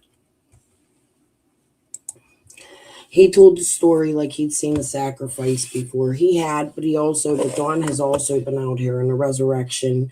And if you remember correctly, when Lips brought Marlena out here, Marlena made some really wild ass fucking claims. Just like Fred, I would say even worse than Fred. We could go listen to that before I get off of here. I'll see if I have it. Let me see. Oh my God, love and light. It's horrible, man. What's going on this earth? Like, y'all, real quick, let's take a break. You want to see something funny?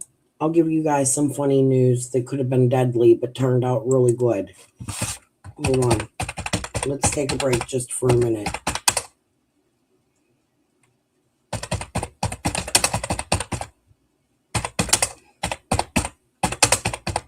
You want to see what some crazy YouTubers did? I gotta find their channel. Has deals so big that you might get a big head. Because with savings so real, you can get your dream sofa for half the price.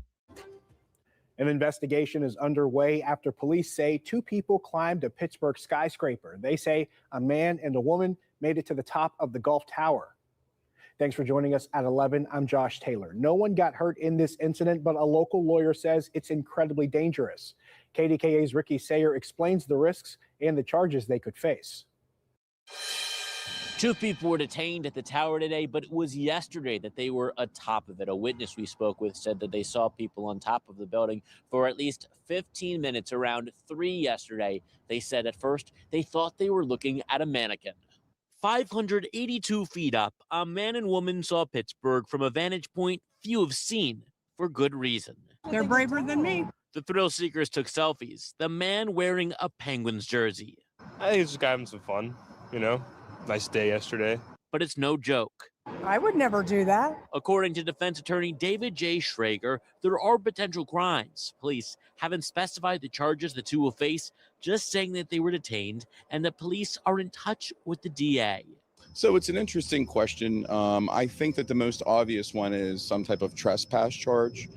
There certainly is a felony trespass charge that the DA could argue is applicable here. He says a prosecutor could stretch it to involve disorderly conduct. not very likely that he would do any jail time, but there's certainly a possibility of a felony conviction, which is something you have for life. He probably knew what he'd be getting into, but They would have got away with it. Nobody knew who the fuck they were till they came back because they forgot their jackets. They had to come back and grab their jackets from a city street, and that's when they got snagged. I hope they get out of their charges. It's their choice to do some dumb shit. I wouldn't scale that fucking building. It's a pretty big building. It ain't like the hugest building in Pittsburgh, but it's definitely a pretty fucking high up there building, and who does shit like that? Anyways, just thought I'd give you all a laugh. By the time he got up there, he put on a Penguins jersey or hung it like a flag or something. So, yay, go Pittsburgh. Our Steelers pissed me off. Definitely prayers for all the missing kids. Oh, honey, I hope your tests go well. Please keep us updated. Okay, back to Cursed. There it is. There it is. I said, no, we wasn't. Nobody went to the bottom of the hill to help except Tim.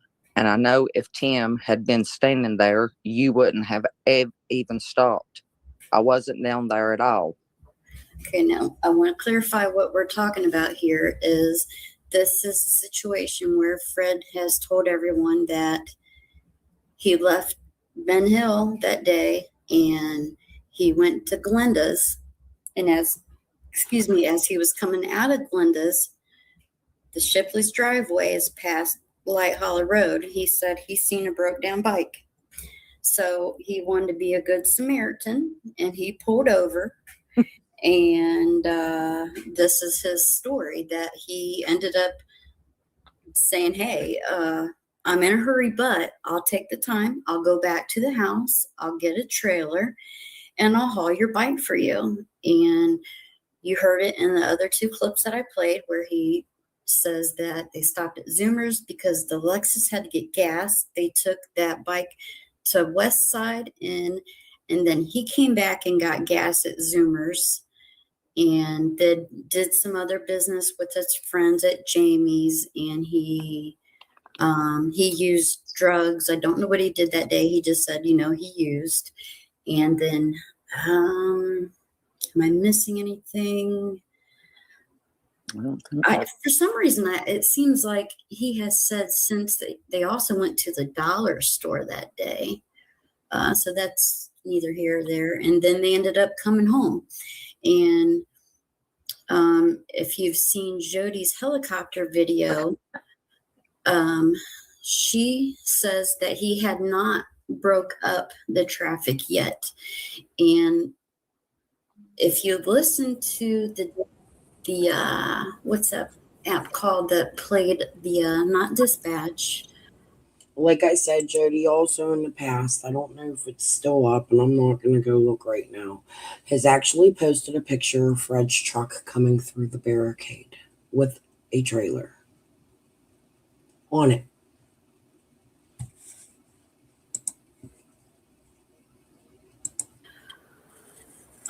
Where they were talking back and forth and, saying in 1911, we're here. Then the helicopter went up in the air. So I go by that scammer food is what I'm trying to think of.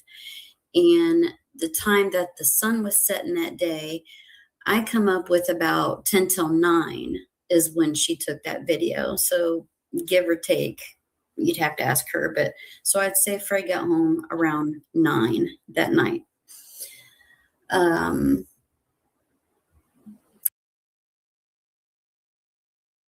I believe Jody said that was around 8:20, 8:30. I believe she even told me that on a phone call that we had together. I might even have it recorded that she said Fred came in at 8:20 or 8:30. And this conversation right here is what we're talking about is Fred's alibi for that day. So she said, no, we wasn't. Nobody went to the bottom of the hill to help except Tim. And I know if Tim had been standing there, you wouldn't have even stopped. I wasn't down there at all. Then Fred said, yeah, me and Tim spoke to each other and stuff. He was asking Tim if he had a relay and stuff, and he knowed how to hook it back up between his fuel pump and stuff. And Tim told him no, he didn't know how or whatever that. He probably had some kind of a security system on it, and that's when I asked him if he needed somebody to haul it. And he said, yeah. And I told him, hold on, I'll go get a trailer. Well, I know Tim was down there for sure. I was thinking he was down there, but I may be wrong about you being down there. I know Tim was down there for sure. I figured you and somebody still, I think that says. You know what I just thought about? Where they described she lived, Karen Renfro's son was on Facebook the day Summer went missing, recording the police and the helicopters, telling people to get the fuck out of Beach Creek. Wonder if they were at their home. Where the blue barrels are, where the van is that their home, Cursed? Because that's where she's describing.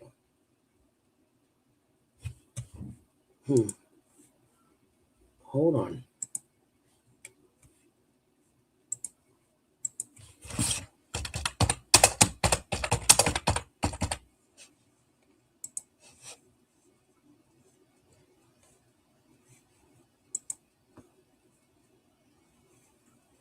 So here's Ben Hill. You come out, you make the left. This is Light Hauler.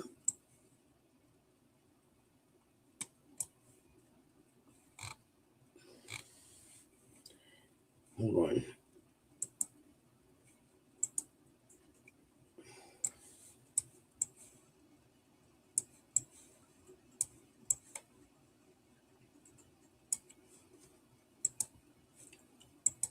Would that be where Tim Shipley lives?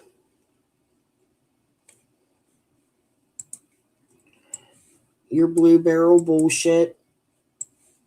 Chicken fighting, chickens chained in the yard. You see it?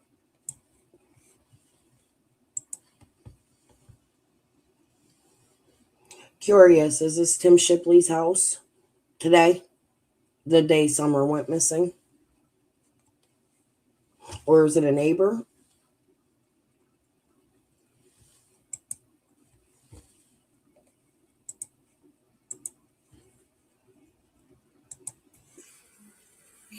Have your surveillance and stuff up down there and got all of that on.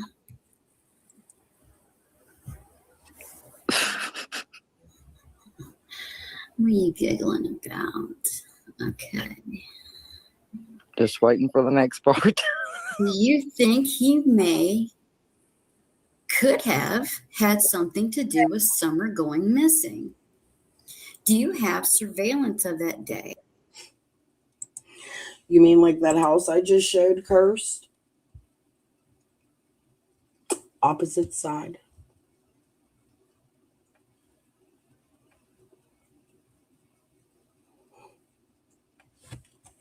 Things that make you go, who wrote that? You're right. Do you know Marlena used to live in that house with Ricky Crawford?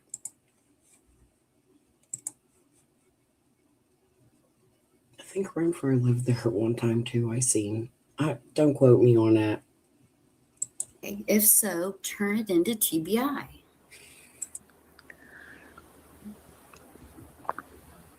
And then you said, if you could see it. Fred, we both know that you and Tim have not got along for years. You literally shot when him and our daughter, 12-year-old daughter, was going four-wheeling and passed your camper. But you and Tim didn't get along before that. When you stopped down there, it was only the guy on the motorcycle and the guy in the car. I've never shot at Tim.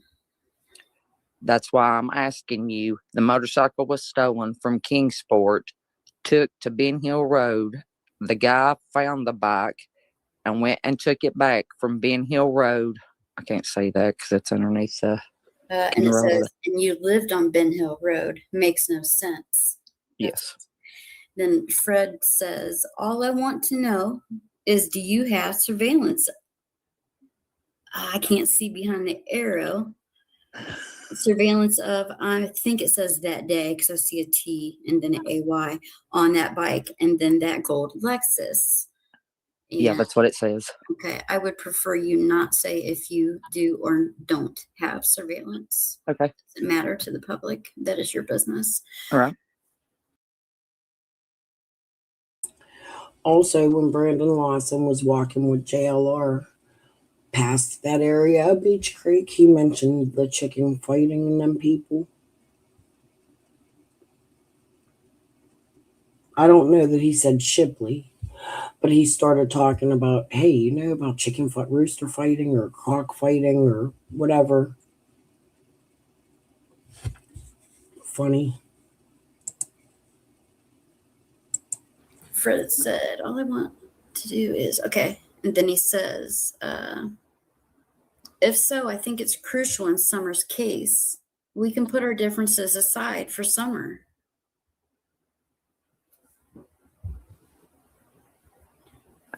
Can you see it? Okay, it's moving a little bit slower on my TV, but I see it now. I've talked to TBI and Hawkins County. And then I say, oh, so you do know exactly what kind of car it was. This is for Summer, because I have had this gut feeling that what happened that day led to what happened to Summer. It's sad we lived that close to those people and had no idea that they even lived there. So do I. Question mark. On June 13th, 2021, not June 15th, and I can't see it. It says absolutely, positively, for sure of the date. Yes, I am. And then I can see, do you what? Do you what? Yes, we're country bumpkins down here. Fred says, I think this is, yeah, you did a good job of screenshotting because you did a continual. So it'll be on the next one. I feel like it's very important. Yep.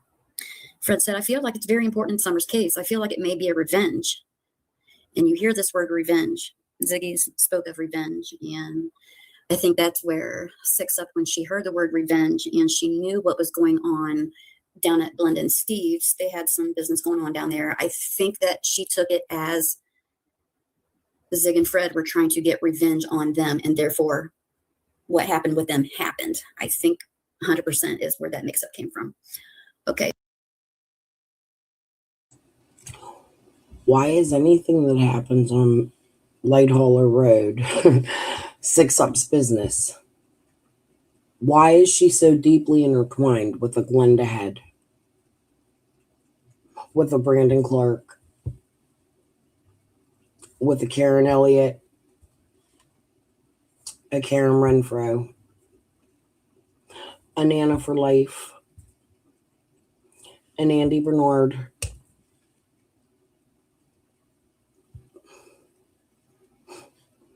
Could it be because she got a cartel boyfriend that lives in Kentucky that knows the area? Just like my friend Chester's girlfriend did.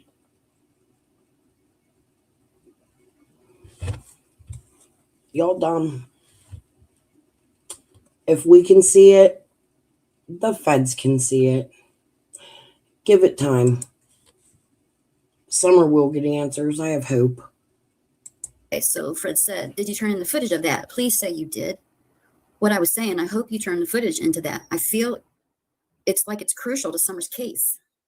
I have always thought it was a drug debt or revenge, and I think the day of the motorcycle being hauled is a part of what led to what happened. And Fred gave a thumbs up. Thumbs up. When I asked him where to take the bike to first, he said, now this, I've heard Fred say this is a misspell in here. It's Molinex Drive, which I've never heard of that until recently he started talking about it. Now Fred, in his timelines, you guys got to excuse me, I got to scare off some scoundrel cats real quick. the door. Jeez. He said that, there was two guys, and one guy on the bike, one guy in the Lexus following him. So no one rode with him. And oh, by the way, that day on the 13th when you seen Fred, was Laura with him? No. Okay. You want to go out? Come on.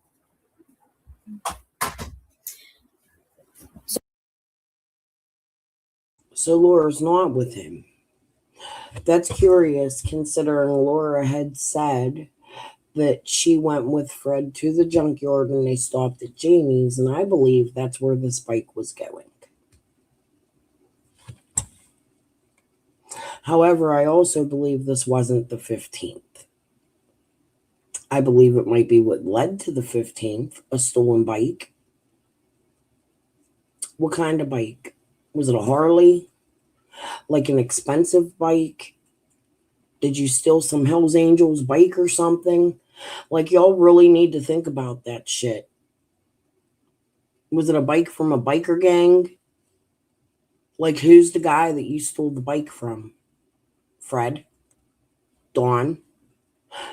Josie, since he was wearing bike gear that day? Could a teenage Wells steal a bike and somebody wanted revenge? Is that why they were going to the shed? To check and see if there was a bike still in there? Were they going there to hide stolen bikes?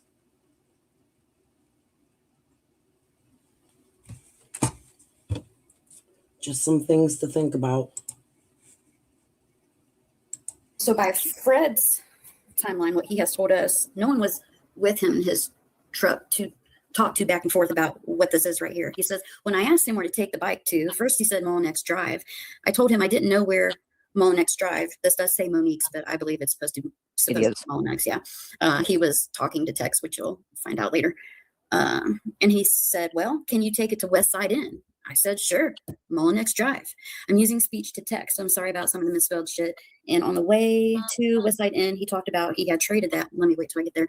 Okay, so what Fred's saying is the guy asked him to take it to Molinex Drive, but because Fred didn't know where that was, he had to go ahead and take it to West Side Inn. Now, I just heard Fred the other night explain where Molinex Drive is, and it's up the road around the corner. That's Molinex Private Drive, and he knew exactly. He can say what he wants to, but he knows exactly that was Molinex Private Drive. He knows he lives there. Okay, all right. So Fred says, and on the way to West Side Inn, he talked about he had traded that bike to his father for a Toyota. Sounds like this woman knows who lives there too. Why don't you fucking tell us?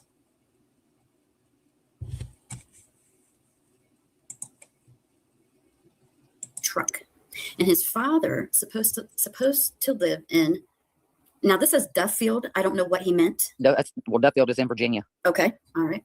So let me read that over. And on the way to West Side Inn, he talked about he had traded that bike to his father for a Toyota truck, and his father supposed to live in Duffield. I talked to law enforcement, TBI, about it, but they didn't act interested. This is definitely not Fred. It's Ziggy. You forgot that I'm a country bumpkin too, and we don't speak the same language. He said, no, it's Fred. I'm using speak to text right now, and I've got somewhat of a cold, and everything don't come out right. My backer's ass slang too. Just speak to text to set up for Yankees. Let me pause it real quick. Right. Can you see that bottom part? That might be on the next one. I can just barely see it. Okay. And he sent her a little clip. This is definitely me. To prove that it was definitely him, not Ziggy. And in my opinion, they're sitting right beside each other. Here's what I'll say about that Love and Light. There's been quite a few fires on Fred's property. Explosion type things. The hill's been burnt down. There's been trailers burnt down on a couple of occasions. One even being after Summer went missing. Explosions caused that. You could see the property was in disarray. It looks like it was on fire. When you see people go up there and go by, usually meth cooks have explosions.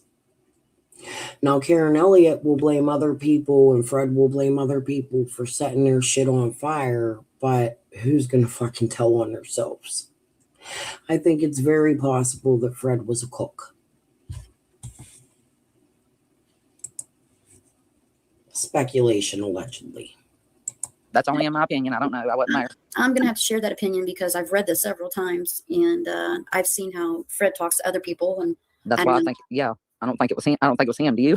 I don't. I think it was either her or her coaching him what to say. Right. Because Ziggy wants answers just like everyone else. Well, and I'm not trying to be rude either, but Fred doesn't know how to spell well.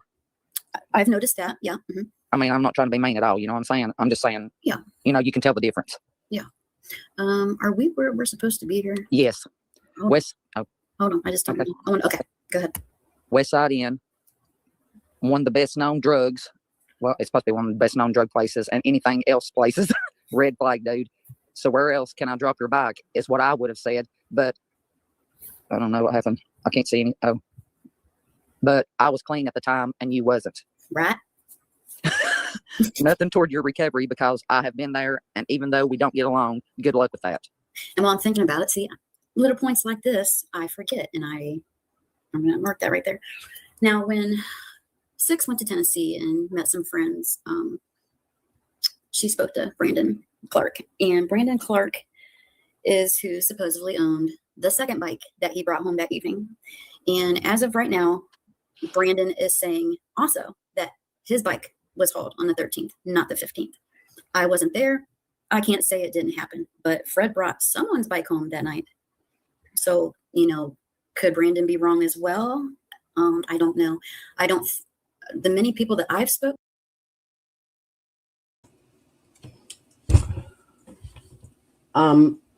What was it Dudley said? Dawn didn't show up to work Monday. No, Summer went missing. Dawn didn't show up on a Sunday. He came into work Monday looking like somebody, he lost his best friend. Yeah, that would be the 13th. A human life for a bike. Watch Michael Frenzia.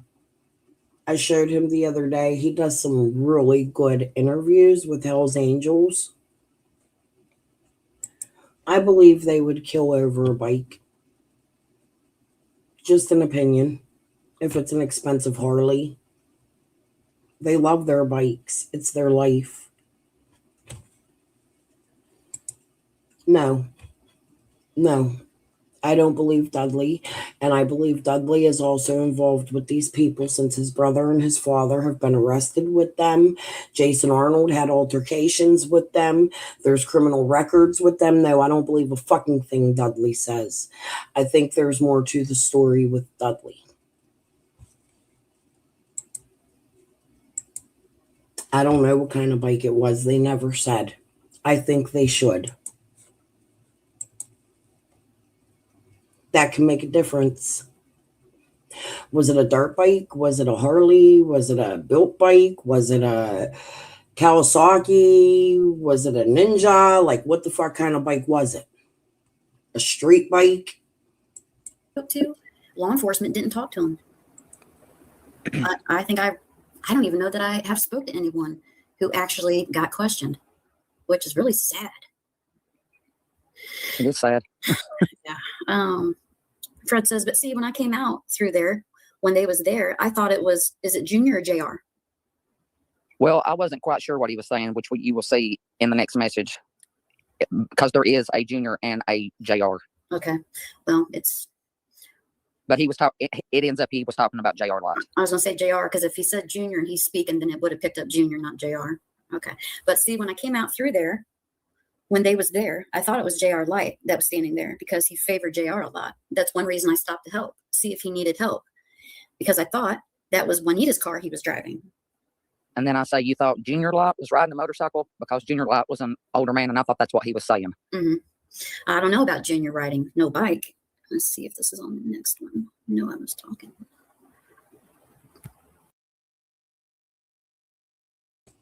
I gotta remember where, but I've heard this Juanita Light in circles before surrounding Summer's case. I can't remember where I heard it from, but something that makes me think is there was a Juanita that came down as a psychic from New York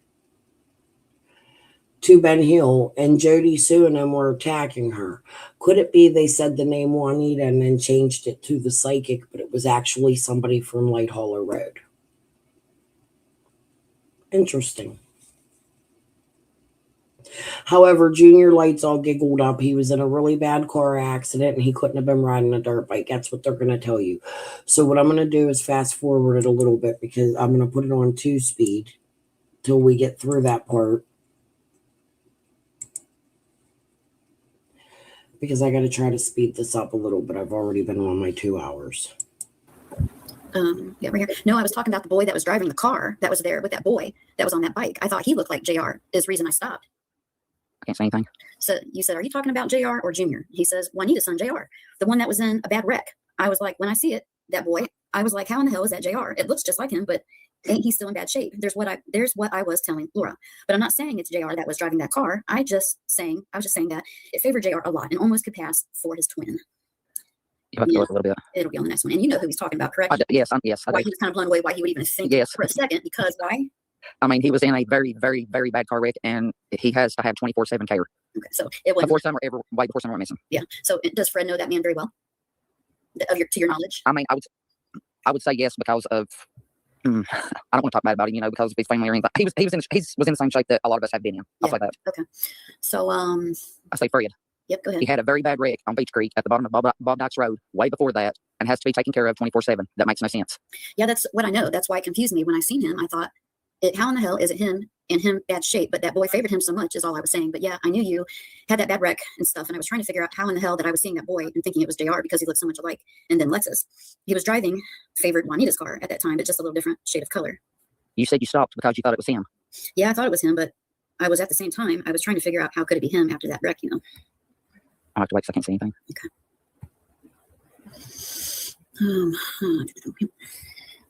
I feel like my TV's being so slow I can see the messages. It's usually about 5 seconds behind different devices. Oh, okay. And I can't see chat. I'll check here in a minute if anybody's got any questions. If you're lost, I don't blame you, but we're going to try to get this figured out. And I would really like for Fred to take a step back and get this figured out too. Because Fred actually, at least twice, maybe 3 times now. Yeah, 3 times because he said it on Cher's panel. He said it to talking with Serafina and Sweetie. And he said it when they were having a little bit of a fire on the back porch. He said that he's going to testify in Summer's case.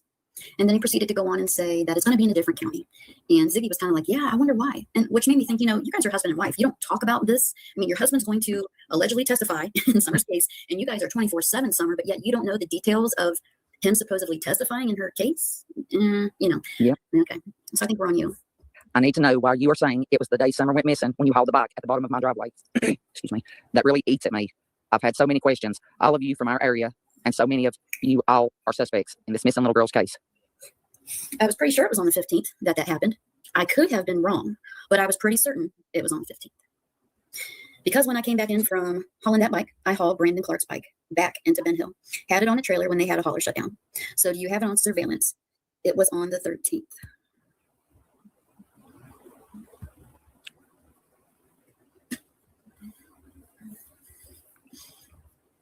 Take time. I'm just waiting on it to pop up. As soon as it pops up, I'll bring my part. I'm also curious, Fred, if the motorcycle hauling happened on the 13th, then where were you on the 15th? I'm no investigator. I'm just like everybody else trying to help figure out what happened to poor little Summer. And he said, I recall it happening on the 15th, and I encourage you to turn them surveillance. I'm sure he meant the surveillance. Right. And that's what kind of made me feel that it may have been Ziggy because of the push for the surveillance, because she wants to show something to prove Fred right so bad. She has turned in TBI tips on TBI tips upon TBI tips with just things that people have told her. So I'm looking at this. I think she just read it. Turn in surveillance, please, and thank you. Here's this woman telling Fred that. How does she know what surveillance Fred has and doesn't have? That's interesting to me. Like, how do you know the cameras? Do you know where there's cameras in Ben Hill, or has TBI or FBI or somebody come to you and told you there's shit Fred hasn't turned in? That's just a curious statement to me. She was not there. It's not her knowledge. It's secondhand knowledge. And it's things that have been either debunked or just doesn't make sense. For instance, the one that she turned in, she literally told TBI that she thought that Don and Andy were basically trading Summer for a debt in Knoxville. And they never did get a hold of Andy. TBI never got a hold of him. So I think they know better. I would say if they had any inkling of, well, maybe we should question him on this, that's a pretty important tip, no matter who it comes from. But they didn't call him. You're up if you can see it. Okay, I'm going to say this before I read it, because if you see at the end of this first message, it stops, then I accidentally hit the send message. Well, yeah. So it's both of those messages are supposed to be together. Both of what messages? Okay, so it says you might have hauled a bike on the 15th. I have no idea about that, but it's facts that you hauled the bike from our driveway on the 13th. Then. And he said, turn in the surveillance, please, and thank you. And that's what I said. Then I said, and I accidentally hit send. And it was supposed to be, you hauled the bike from our driveway on the 13th. Then you keep saying, turn it in, like you know for sure what I have done. Did you ever think that because it was the wrong date that you are given, that they are not investigating exactly where you were on the 15th? And it looks like he's saying turn in surveillance of when it happened, because it could very well be important. The surveillance will have the date. That will solve that problem. The video will have a date on it. She said, and it's fine, there's only one. And then she says, why would you think that I wouldn't know that? And Fred says, because I remember the 15th, so the video should help us be able to see exactly. Good. I think you're supposed to mean Fred could be lying about being involved with TBI. Where's the proof other than his words? I believe Fred was taking places with TBI. Not because TBI used him as a help. No. I think I covered a couple years ago, it's been a while, where they picked Fred up, put him in a car, took him to different locations. I think it was an attempt of questioning Fred. Where's this? Where's that? I think Fred played games with the police just like he plays with us. I don't believe he was ever wired. And if it was, maybe the police went to him and asked him to help, but it was more for his information rather than Dawn and Candace and Jody Sue's.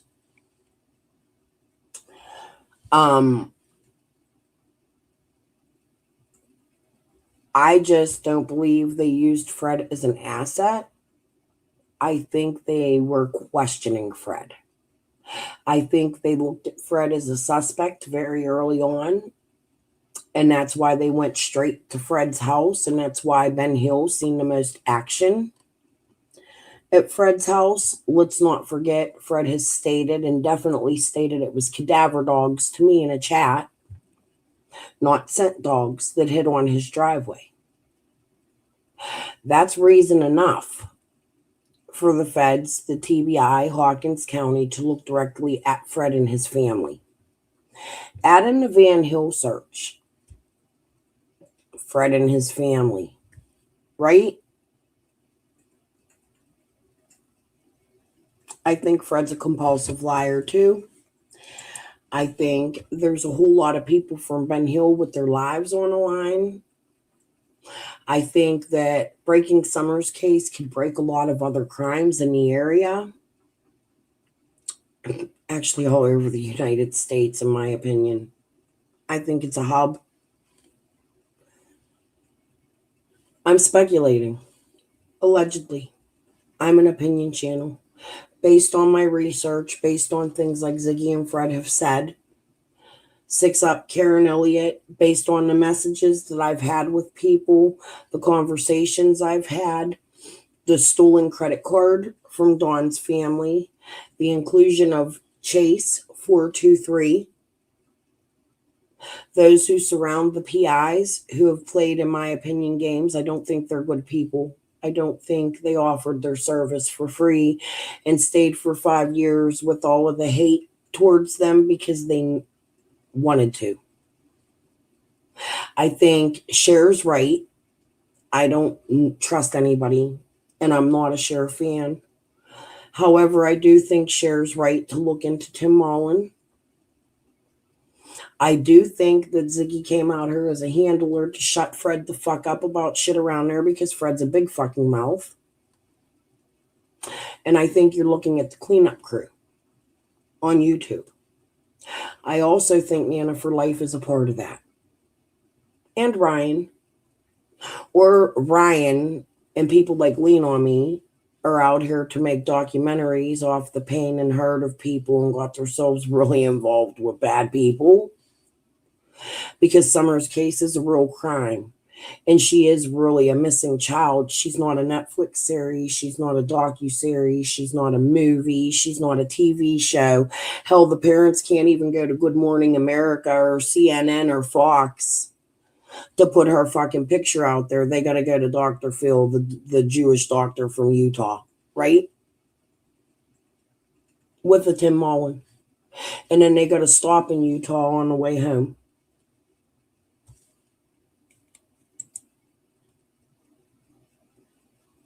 Exactly. Anyways,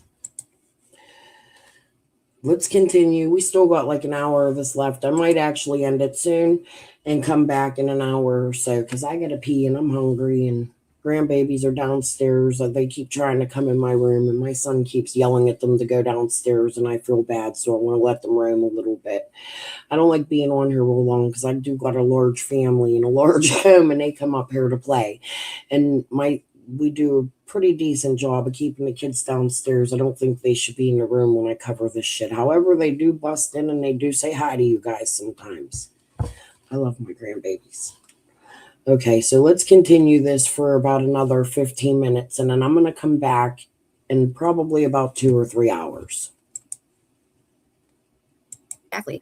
I talk with law enforcement on this often. I recorded the 15th, 16th, and 17th for Ellie. Ellie had me record Don Wells and others, which so many people talk about whether they believe he was, if he, wore a wire, the digital recorder.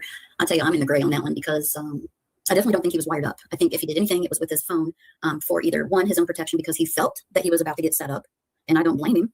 Two, that because he said the two guys from the NARC unit are the ones that had him do it. I think that's possible. It wasn't on the 15th. No one's seen him on the 15th. And if he listens to himself, tell his own stories, he's already said that, he didn't go down there till the 16th. He was too busy on the 15th getting his phone dipped and going for car rides and all the things. Yeah. Yeah. So I wouldn't put it past that. He recorded something, whether it be because they asked him to or because he felt he needed to. But I guess it's either here or there. It's just my opinion. Right. You ready for me, Reed? I am. I'm listening to all the inconsistencies in stories, and if nobody is lying, then why different stories? You told that you wore a wire from the start, and now it's a tape. Well, I said tape recorder, but whatever. You have already outed yourself about that, so why not just tell exactly the truth about what happened to Summer? She's a baby and deserves justice, no matter who is involved. We just turned this conversation to TBI yesterday, actually. So that's how I can tell you guys that this is what they turned into TBI. It is right here in front of your face. They are telling you. That's what's been done, which is wild to me that I don't know why they would feel to turn this conversation over. I don't know what's in it that they think would be important to anyone.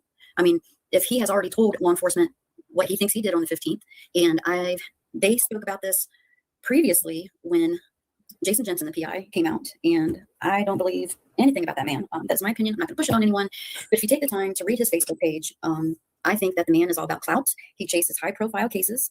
I don't see any positive results of what he's doing. There's just a lot, and then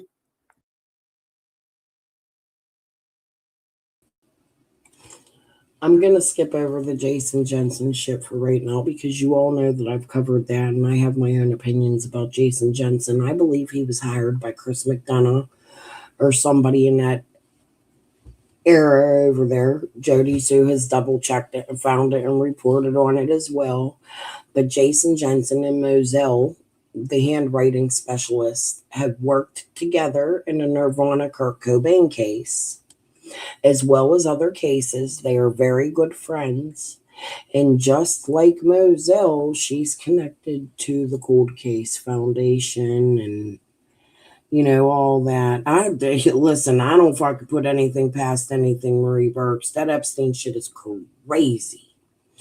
Speaking of some shit, I've been listening because I'm going to end this here. So I want to talk about it because I do have some content coming up I haven't really worked on yet. But I found some interesting stuff in the Epstein files that I haven't heard talked about yet. And maybe I'll do a third live today. I'd like to watch Epstein's, he did like a interview with somebody after he got out of jail, and he talks about the secret society that the Rockefellers started, and where he has come out of college already associated with Rockefeller while he was in college, and they create this secret society. So I go do some deep digging on the secret society, and what it is something that's connected to like the UN, like the United Nations and all this other shit. However, it has to do with banking and some other things like Save the World and this, that, and the other. But it's supposed to be like an Illuminati type thing. And there is a lot of names like Bill Clinton tied to this way prior to what Bill Clinton said in his deposition the other day. So I think it's interesting, and I think that it could be proof that Epstein has been involved with a lot of these high names way longer than people think that he was. So I do want to go over that. I haven't made my content about it yet, but I think that what we should do is listen to Epstein's interview that I'm talking about. It's very long. It's 4 hours long, so I'll make it like an hour long, 4 nights in a row. What do you guys think? I think it's extremely interesting and definitely a really good fucking listen. And I could pull up what I asked ChatGPT while we're doing it, because I didn't make the content yet. Maybe I'll just do a live on it. Yes, Love and Light. I would say even earlier than the 90s. This was in the 70s, I think. I have to listen to it. Don't quote me. But yes. All right, guys. I'm going to head off. We'll continue Cursed in about an hour or so. I'll be back. I just want to go check on my family and life. 2 hours and 21 minutes is a long time for me. I do stay sometimes longer, but I don't feel like it today. I need some fucking music. I ain't going to lie. Stand up. I got ADHD or something. All right. Pesamore, peace and love. I'll see you in a couple hours if nobody goes live and nothing pops off. Bye.